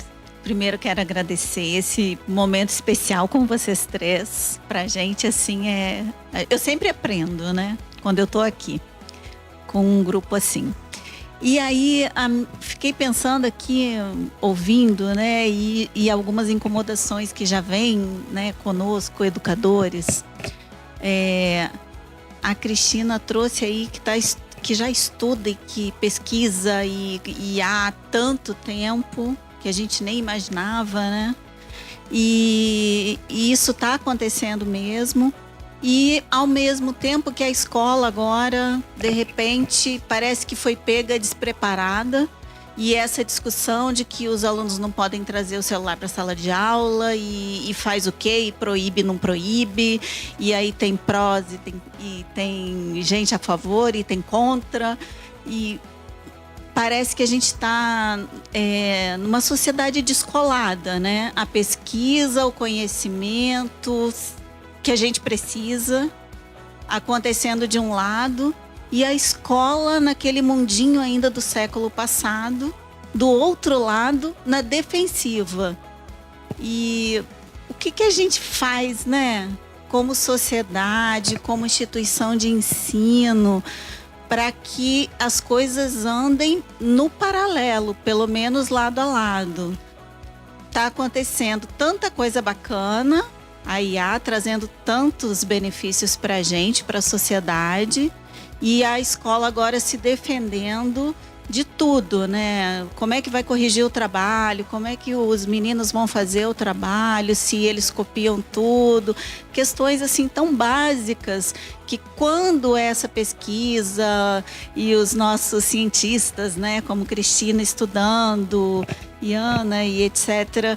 E a escola não estava acompanhando para trazer para a sala de aula de uma forma saudável, né? E aproveitar isso que está sendo criado para ajudar, para impulsionar a aprendizagem, a educação, porque é isso que vai trazer o desenvolvimento para o país, né? Obrigado, Letícia. Fernanda? Bom dia. Meu nome é Fernanda Six, eu já fui apresentada. Já? Comemorado, mas sou servidora pública há 30 anos da educação, né? Educação pública estadual, municipal. E eu tenho um pouco do que a Iana falou no início, assim, a angústia e o medo, eu tenho tudo junto, né? Não do copia e cola, porque a gente copiava e colava da Barça. A gente abria, né? E copiava, né? Mas o ato de escrever copiando já me fazia... Eu falo que a capacidade de síntese de uma cola em sala de aula é algo fantástico, né? Você conseguir botar no papelzinho todo um arcabouço de informações. É uma síntese fantástica. A minha preocupação é realmente o que ela trouxe, a desconexão, porque a gente está discutindo, né, da infância. O uso da tecnologia, que aí para eles é o uso do celular, que é o uso da rede social, é o uso do influencer, é o uso... né, das influências e etc. É ficar ali o tempo todo na tela, no joguinho. E como que isso remete ao pensamento, porque assim, a falta de concentração que ela falou de 3, 4 horas é algo que a gente pensava lá atrás. Hoje não é mais isso, né? Hoje a atenção, ela é instantânea. Assim, eles não se concentram meia hora. Não estou falando 3, 4 horas. Porque o pensamento tá rápido. Eu lembro de uma conversa que eu tive com a minha filha, sei lá, hoje ela tem 20, ela tinha uns 13, 14 anos, 15 anos talvez. E ela participou comigo de um encontro de amigas. E todo mundo largou o celular. Nós ficamos ali 3, 4 horas conversando, né? Ao redor, e rindo, e conversando, e falando de assuntos. E ela falou, mãe, eu sou incapaz de fazer isso. Eu falei, como assim? Ela falou assim, não, porque a gente tá com os amigos e cada hora um mostra o celular. Olha o que tá acontecendo. E olha o que eu vi. Olha aqui a notícia. Olha. Então a conversa não se aprofunda. A conversa não tem continuidade. A gente não consegue estabelecer conexões. Se eu não estabeleço aprofundamento, né? Se eu não estabeleço a capacidade de conversar, de dialogar com quem está próximo, como é que isso reflete na aquisição, né, do cognitivo, do conteúdo lá em sala de aula, quando eu falo de crianças? Estou falando de crianças, né? Crianças, pré-adolescentes. E aí a gente está discutindo depois, mais à frente, o ensino médio e a universidade fazer um uso com propriedade, sabendo como que eu pergunto a inteligência artificial, como que eu me utilizo da inteligência artificial de uma forma crítica, propositiva e etc. Só que a gente tem que pensar lá embaixo. Claro que você falou que foi num coluna, né, da UF, que é justamente, a gente trabalha ali com crianças, né? E a gente tem a gamificação, toda a estratégia do pensamento. Mas a minha preocupação é essa, me parece tudo muito distante. A realidade, principalmente da escola pública, né, que por mais que a gente invista e etc., a gente tem uma realidade ainda assim. Eu trabalho com questão de gênero há muitos anos, né? Então, a gente faz muito trabalho dentro das escolas e teve uma escola estadual que eu entrei que me chocou, que era assim, eu falei, gente, voltei para 1980. Porque os trabalhos eram em cartolina, com papel crepom, fazendo aquele... como eu fazia, né, lá na minha infância. Então, assim, a realidade está muito longe ainda desse uso tão forte da inteligência artificial. Na verdade, a gente não... Esse uso consciente, para mim, é muito distante. Na minha realidade de percepção da educação. Assim, a gente tem uma atitude passiva, como a Ana falou no início, de consumir. Mas isso me preocupa demais. Aí me gera um medo, uma angústia muito grande. Eu tenho um relato de um filho de uma amiga que a gente conversando sobre isso. Que ele é todo tecnológico. Ele falou, não, eu fiz todo o meu trabalho de final de curso na faculdade com inteligência artificial. E a provocação dele para fazer o trabalho de finalização era justamente o uso da inteligência artificial. Olha, teria sido fantástico se no meio do seu trabalho você falasse, bom, até aqui eu usei inteligência artificial, daqui para frente eu vou usar meu pensamento livre. E ele falou assim, não, eu tirei 10. O professor amou desde o início, né? Desde a proposta, Eu falei, mas como é que você... Não, até o tema do meu trabalho de conclusão, eu perguntei ao ChatGPT. Quero fazer um trabalho de conclusão de curso da faculdade. Qual o tema que você me sugere? Tá, agora elabora aí a introdução. E ele fez todo o trabalho. Eu fiquei tão assustada. Isso me dá uma angústia tão grande. Porque a gente tem uma sociedade, que a Iana trouxe o dado, que ela não consegue ter uma capacidade crítica de analisar uma notícia falsa. A gente não tem uma regulamentação clara. Porque se tivesse, eu não seria obrigada a abrir um conteúdo lá em rede social que vem assim... preto, notícia falsa. Mas se você clicar, abre. É um troço de doido, assim. Se é falso, já está comprovado que é falso, por que eu consigo ter acesso a algo que já foi comprovadamente falso? Então eu tenho uma sociedade que já acredita nas coisas mais absurdas. E como é que isso mexe politicamente, enfim. Né? Tem as consequências que a gente vê para a nossa sociedade retroceder tanto. E aí, como que eu vou conseguir... que essa criança, esse adolescente, esse adulto tenha essa capacidade de utilizar uma inteligência artificial de modo crítico? Como que eu consigo isso lá na frente se hoje a gente está vendo a infância presa em tela, com um pensamento acelerado, com traços de sociopatia nas relações, na adolescência, o pouco que eu vi das minhas vivências, assim, é um descuido com o próximo, não tem nenhuma capacidade empática de você se relacionar com o outro. Aí a gente tem uma sociedade individualista, que eu sou mais importante, que eu. E aí eu desconsidero o outro. Eu fico muito angustiada. Acho que até minha voz passa, minha angústia, emoção. Porque eu sou você falou ali antes, Gabriel, assim, vamos voltar pra Grécia, né? E eu tenho vivido muito essa angústia interna, assim, que eu preciso voltar pro contato com a terra, que eu preciso tirar a tela, que eu preciso reconectar, que eu preciso fazer essa criança pensar a partir do concreto, a partir das suas... eu tô muito nesse processo. Então, Carla me provocou que, eu falo, Carla, eu tô querendo, assim, a prova oral e voltar pra mexer no... Porque eu sou da educação básica, né? Eu sou da educação fundamental, Então, pra mim é muito distante, assim. A gente vive numa crise, eu vejo uma crise muito grande. Assim, dessa... Como que a gente... esse impacto a gente não consegue ver ainda, né? Essa minha filha de 20 anos, ela foi a que mais teve contato, né, com a tecnologia na vivência, ainda na infância. Os outros mais velhos, não. A gente foi ter internet. Eu fui ter internet, gente, contato com internet. Eu já tinha, 16 anos que eu fui ter contato com internet, 18, sei lá. Que aí foi contato da vivência em casa. Não tinha. Então, qual o impacto que meus netos, eu sim sou avó, né? Qual o impacto que meus netos terão como seres humanos? Não profissionalmente, não é essa a minha preocupação. Como seres humanos, na alma. Qual é esse impacto? Aí o Gabriel traz um dado de 26, né? Isso foi suicídio adolescente, mas de criança não tem esse dado. Mas que vem aumentando muito, criança de 6, 7, 8 anos se suicidando, deixando mensagem, cartinhas. Então, assim, como que a gente dá conta dessa formação humana? Né, num mundo que a tecnologia, não que seja ruim a tecnologia, gente, ela nos abre possibilidades, mas como que a gente dá conta desse equilíbrio? Acho que é isso. Perfeito. Ou não. Vamos cantar. Pegar uma música do Caetano ou cantar. Quantas horas a gente Tempo tem Rei. Agora cada uma tem 3 minutos para responder todas as questões. Não, já foi. Não, já foi. Caramba.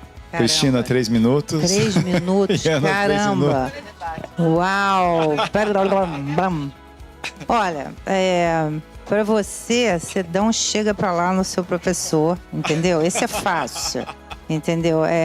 Não, o problema não é ele usar o ChatGPT, mas ele tem que se apropriar do conteúdo para depois te explicar. Ele tá fazendo um copy and paste. É tudo que não pode ser feito com a tecnologia. Então isso aí é uma outra coisa.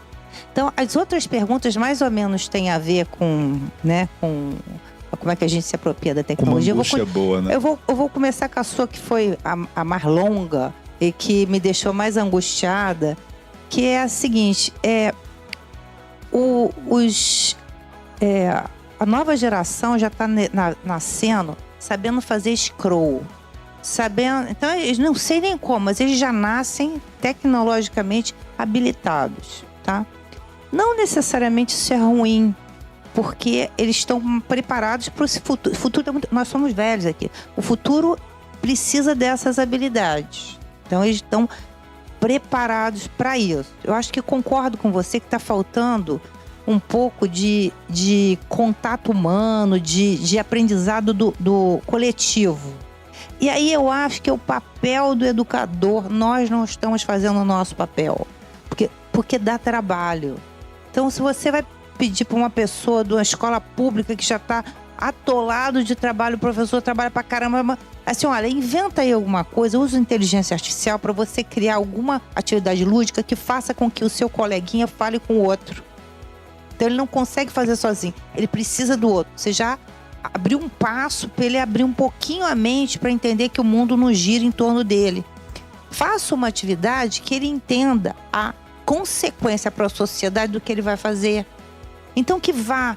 O nosso ensino precisa ser transformado. Só que a gente fala nisso, mas é muito difícil, porque a gente tem um currículo que eu, graças a Deus, eu dou aula em coisas que eu posso variar, né? Ainda mais que inteligência artificial, pouca gente ainda é assim, experiente. Eu uso dos meus 30 anos de experiência, todos os meus brands que eu tenho para trazer essas inovações. É assim, a gente tem que inovar a maneira que a gente está ensinando, tem que saber que a gente precisa ensinar o que está faltando. Então, eu, ao ensinar, olha, você falou, ela falou sobre como é que eu prendo 4 horas. Os meus alunos, eu dou aula para pós-graduação de 6 às 10. Caramba, isso é...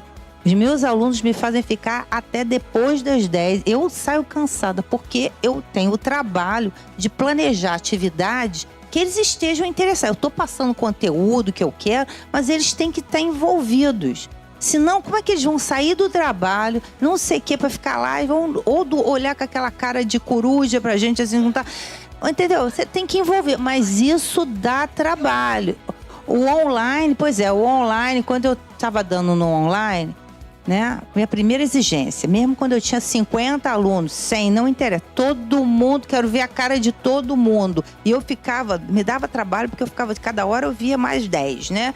Aí eu ainda falava, fulano, você tá... O que faz? Faz com que o educador tenha mais trabalho. E eu acho que a gente é preguiçoso. A gente, na verdade, a gente fica assim, dá muito trabalho. Porque você tem que ser uma mistura de um filósofo, Sócrates, né? Que você não dá a resposta, você instiga a pessoa para chegar na resposta. Com a Xuxa, que você, oba, olha aqui, quem viu ali. Então, essa é uma mistura, é o perfil que a gente tem que criar do novo educador. Porque ele tem que saber que se ele não envolver no aprendizado, você disputar com o celular é difícil. O que eu faço? Incluo o celular. Ué, você tem que fazer coisas de gente. Olha, eu faço lá, de vez em quando eu faço, sem propaganda, tá? Mas eu tenho um programinha que você compra e tal. Que você, de vez em quando, eu faço um pool, assim, o que vocês acham disso? Aqui, ali ou ali? Vocês acham que a inteligência artificial vai retirar o seu emprego? Ou você vai conseguir aumentar o seu salário? Ou você vai se suicidar? Aí, pá, na hora, todo mundo tem que acordar e eu coloco na tela. Eles vão respondendo, e se tá lento, eu falo assim, gente, que alguém tá com algum problema, que não tá conseguindo.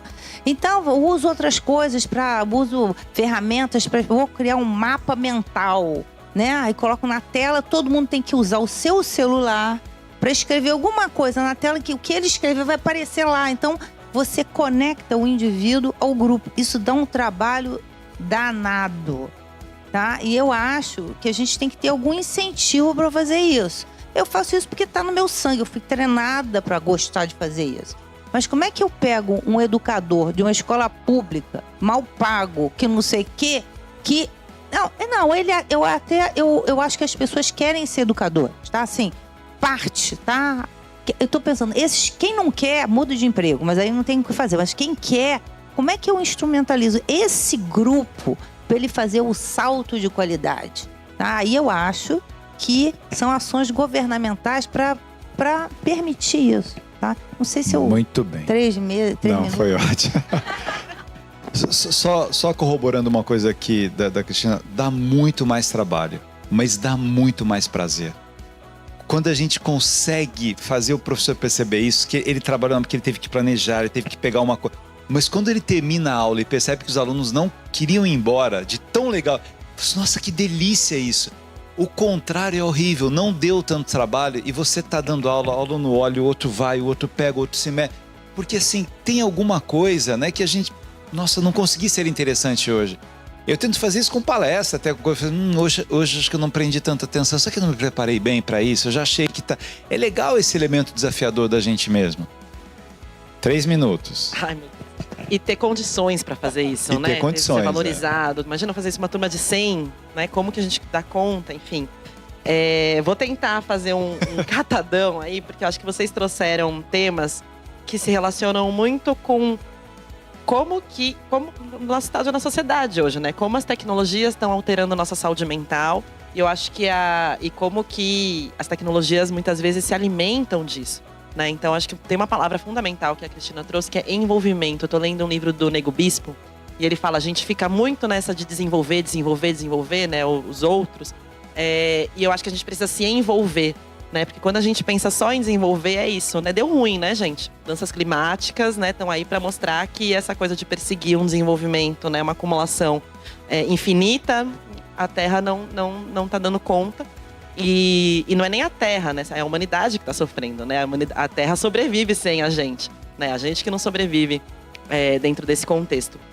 E aí eu acho que, não lembro mais quem que trouxe, acho que talvez foi a Fernanda, de ter acesso a fake news, né? A gente precisa pensar que, na verdade, essas plataformas, elas se alimentam disso. Então tem vários estudos que mostram que, por exemplo, uma fake news, uma notícia odiosa, gera mais engajamento, né? E por isso ela é mais distribuída do que notícias, né, que falam de coisas boas, assim. Então ela é feita para isso, né? E aí concordo com a Cristina de como que a gente responsabiliza, né, essas redes sociais para que elas tenham responsabilidade nisso, e isso está tá diretamente ligado à questão da crise da atenção, né, e da aceleração que a gente vive na nossa sociedade, né? Porque vocês podem ver, a mudança no Instagram, gente, agora é vídeo, mas tem que ser em 1 minuto e meio.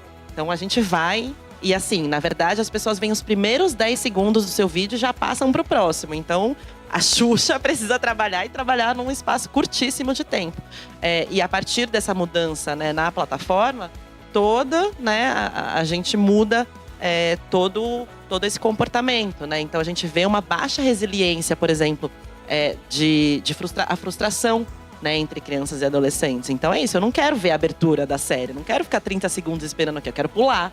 Eu consigo pular essa fila? Eu não gostei, né? Então como que a gente consegue lidar com isso, assim, né? E aí eu acho que as respostas já existem, na verdade, né? Quando a Fernanda fala, acho que o contrário do desenvolvimento é o envolvimento, né? Como a gente consegue priorizar conexão, como a gente consegue priorizar comunidade, que eu acho que é uma coisa que dentro da nossa sociedade que embala individualmente até a bisnaguinha, né? Como que a gente consegue olhar para o próximo, né? A gente volta para o começo, assim, né? Olhar para o lado e entender que… E acho que quando a gente fala de educação, a gente tem que falar de comunidade escolar, né? Como que os pais, as famílias estão participando disso, como que não só os alunos, né? Os educadores, a gestão, enfim, como a gente consegue criar algo que faça sentido, né? E eu acho que essa dificuldade acho que somado, né? A aceleração do tempo e a nossa dificuldade de manter a atenção, porque é isso, né? Stories, é tudo rápido, é tudo cada vez mais acelerado.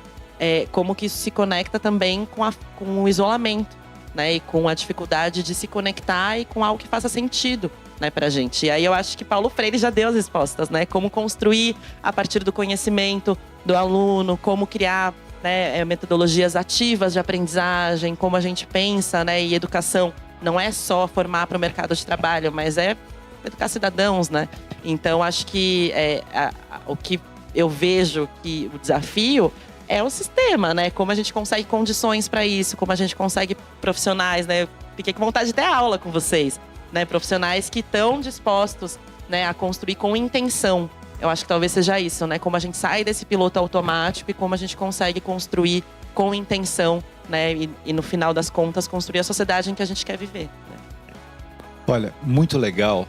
Eu queria, assim, né, agradecendo as duas, né? A Cristina, a Iana, agradecendo a cápsula, vocês, Gabriel, que trabalhou tanto nisso, Murilo, que trabalhou tanto nisso também, agradecer o Sérgio, o Tangari, a equipe toda daqui. Eu queria só deixar uma sementinha de reflexão. Eu acho que tudo que a gente está vendo de tecnologia, e é muito legal como as duas, a experiência que as duas têm, os conceitos corretos que as duas têm, as angústias, é bom ter angústia, é bom. Essa inquietação é uma maravilha, né? Os inquietos é que mudam o mundo, né, Tangari? A gente quebra a cabeça e vai e fica, e dá uma coceira. Não é se acostumar, mas assim, se tem modestamente de tudo que eu venho pesquisado de processos educativos no Brasil e no mundo, tenho muitas dúvidas, mas eu tenho uma convicção: a alma do processo educativo é o educador, é o professor. Então, ou a gente percebe isso e consegue ajudar esse educador a ser educador e envolve de fato esses educadores, porque é uma dimensão humana. As máquinas, elas ajudam os humanos a educarem os humanos, mas as máquinas não educam os humanos. Ainda não. Não educam os humanos. Acho que nunca vai educar, porque tem uma dimensão da criatividade humana, da sensibilidade, da empatia, que é do humano. E aí, não é para culpar o professor. Fala assim, poxa vida, mas olha chata, olha não sei o quê. É ter uma compreensão do ciclo de erros que chegou a esse professor. Que faculdade ele fez? O que ele aprendeu na faculdade? Aí você quer que ele trabalhe com o conceito de inclusão. Ele não sabe trabalhar com a inclusão. Você quer que ele entenda de bullying, ele não sabe desenvolver isso, ele não sabe. Ele está todo sofrido, está com dores imensas dentro dele. E você não consegue desenvolver um processo formativo real dele. Porque até a formação de professores é chata. Você quer que ele dê uma aula agradável e você dá uma formação insuportável para o professor. Então, uma ilustraçãozinha. O curso de Direito da PUC lá em São Paulo, e eu insistindo muito que as aulas precisavam ter uma dinâmica melhor. Não, vamos chamar um pessoal que eles acharam que tinha. Tá. Eu me lembro que colocaram aqueles, né, doutores todos lá, juízes, desembargadores, né, num teatro. Eu já achei tudo errado, assim, a formação, como é que seria o curso deles. E aí começa, né, com os slides lá, coloco o slide, falo assim, tá difícil de chegar, né, porque tá muito pequena a letra. Vocês estão enxergando? O pessoal, não. E continuou, e foi indo. Aí você passava um tempo, Tangari, o pessoal dormindo, o outro assim, eu falei, meu Deus, sabe qual era o título? Uma aula agradável. Aí eu achei que fosse um psicodrama. Que a pessoa ao final falou, cara, esse cara vai surpreender. Ele vai dizer, fala assim, é pra não fazer isso. Agora, não era. Então, é profundamente desafiador, né? Eu falei, não é possível que seja uma aula agradável. Não deu a tal da virada. Diga, Gabriel. Temos um probleminha. Na verdade, uma bênção.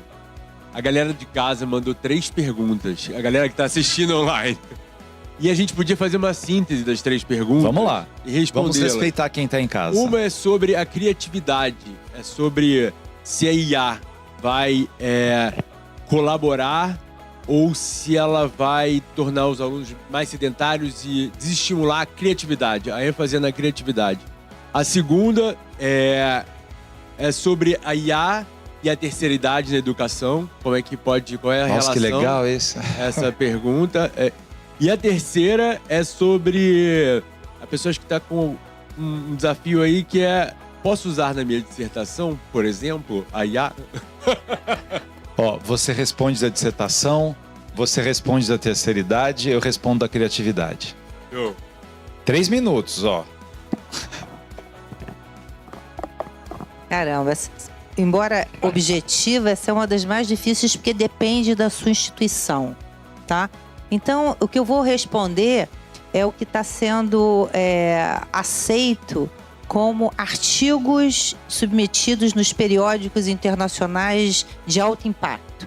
Então, que você deve levar para o seu orientador, isso, para a sua universidade, porque tem universidades que proíbem.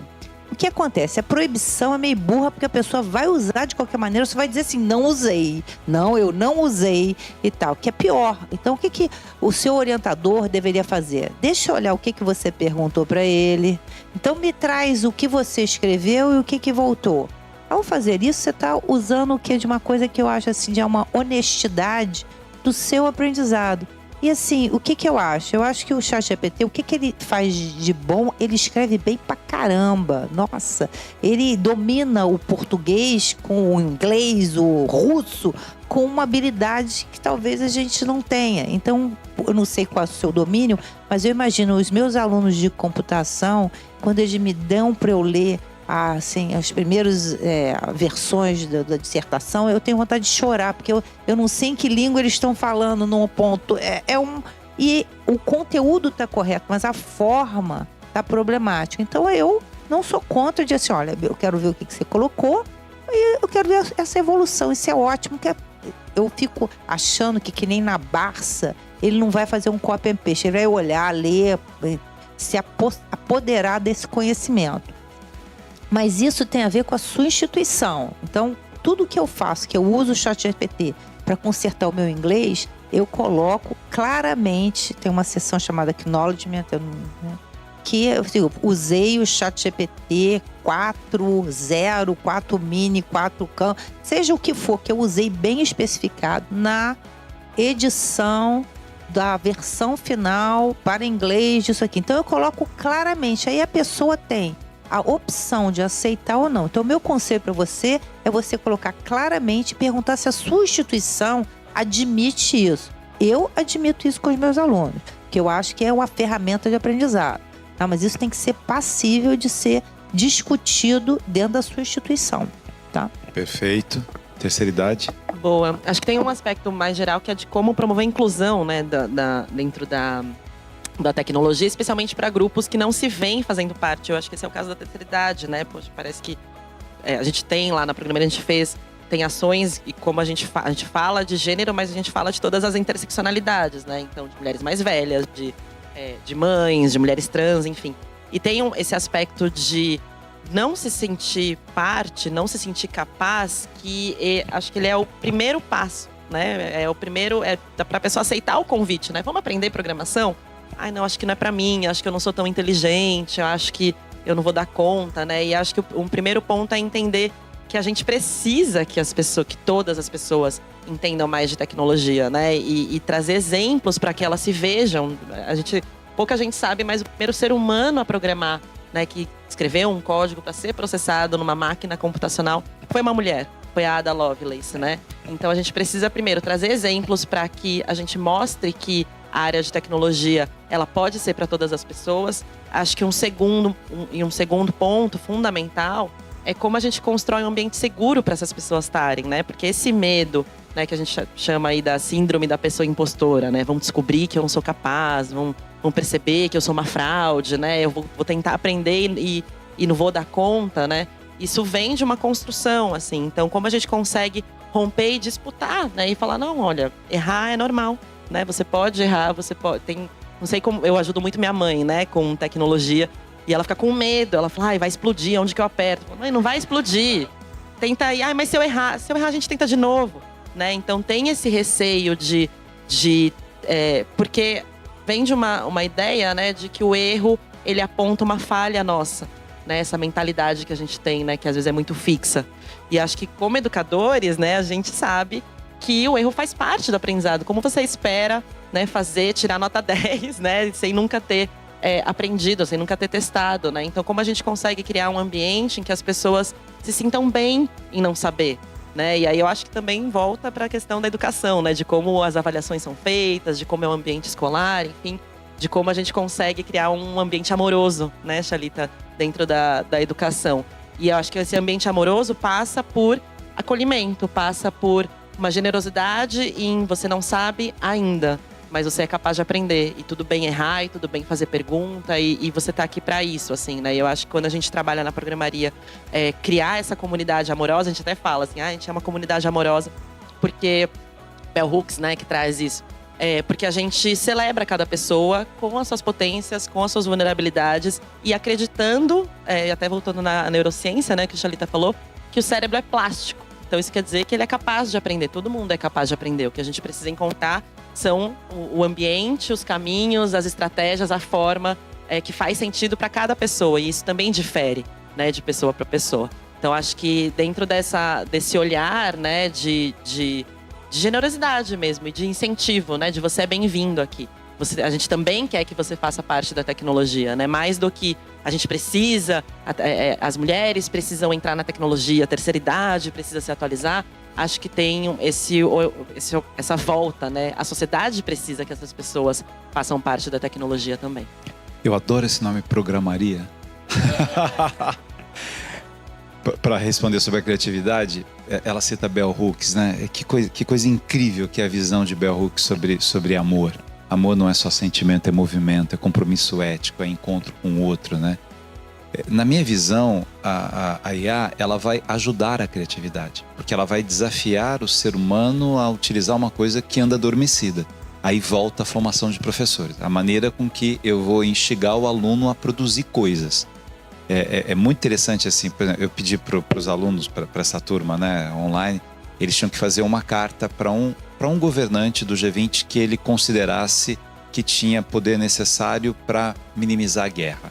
Então você escolhe um dos governantes ali e manda uma carta pedindo para que ele tenha uma interferência sobre a guerra.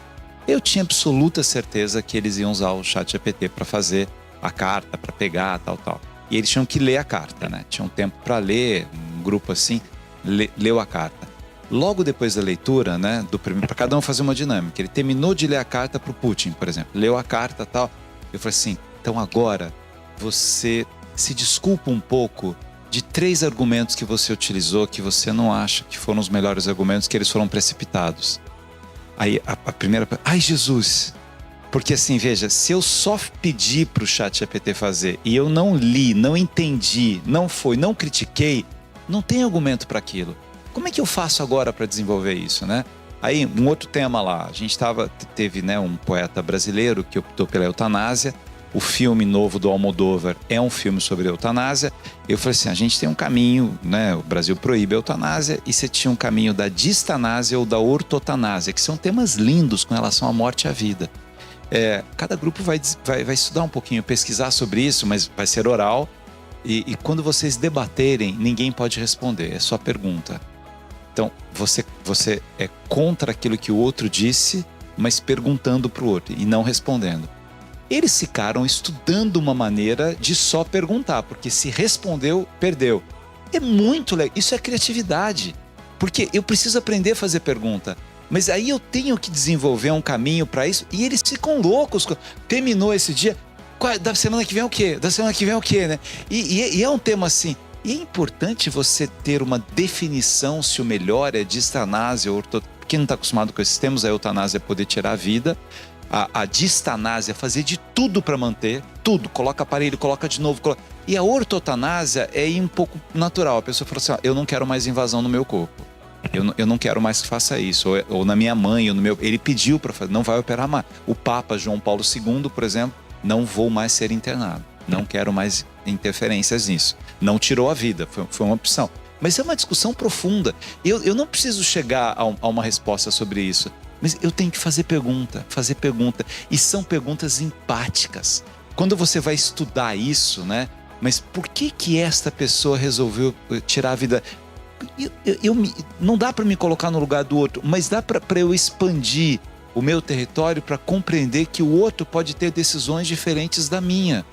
Volta para o Paulo Freire, busca os elementos significativos que moldam o outro do jeito que ele é, que é o conceito de compaixão. Compaixão não é se colocar no lugar do outro. Eu não posso me colocar no lugar, porque eu não sei o que o outro viveu, mas eu posso ampliar o meu afeto para mostrar para o outro a importância que ele tem. Enfim, que delícia conversar com vocês, a gente pode continuar conversando. Obrigado, Iana. Obrigado, Cristina. Uma honra estar aqui com vocês. É tão legal isso. Obrigado a todos vocês que estiveram aqui, quem está em casa, que a gente possa continuar aprendendo com as máquinas, com as tecnologias, com a inteligência artificial, mas que a gente nunca se esqueça da beleza da humanidade, do sorriso, dos abraços, dos encontros, que é para isso que a gente nasceu. Drummond dizia assim, eu só tenho 2 mãos, mas eu tenho todo o sentimento do mundo. Então que a gente use essas 2 mãos para mostrar que os sentimentos valem a pena. Obrigado, gente.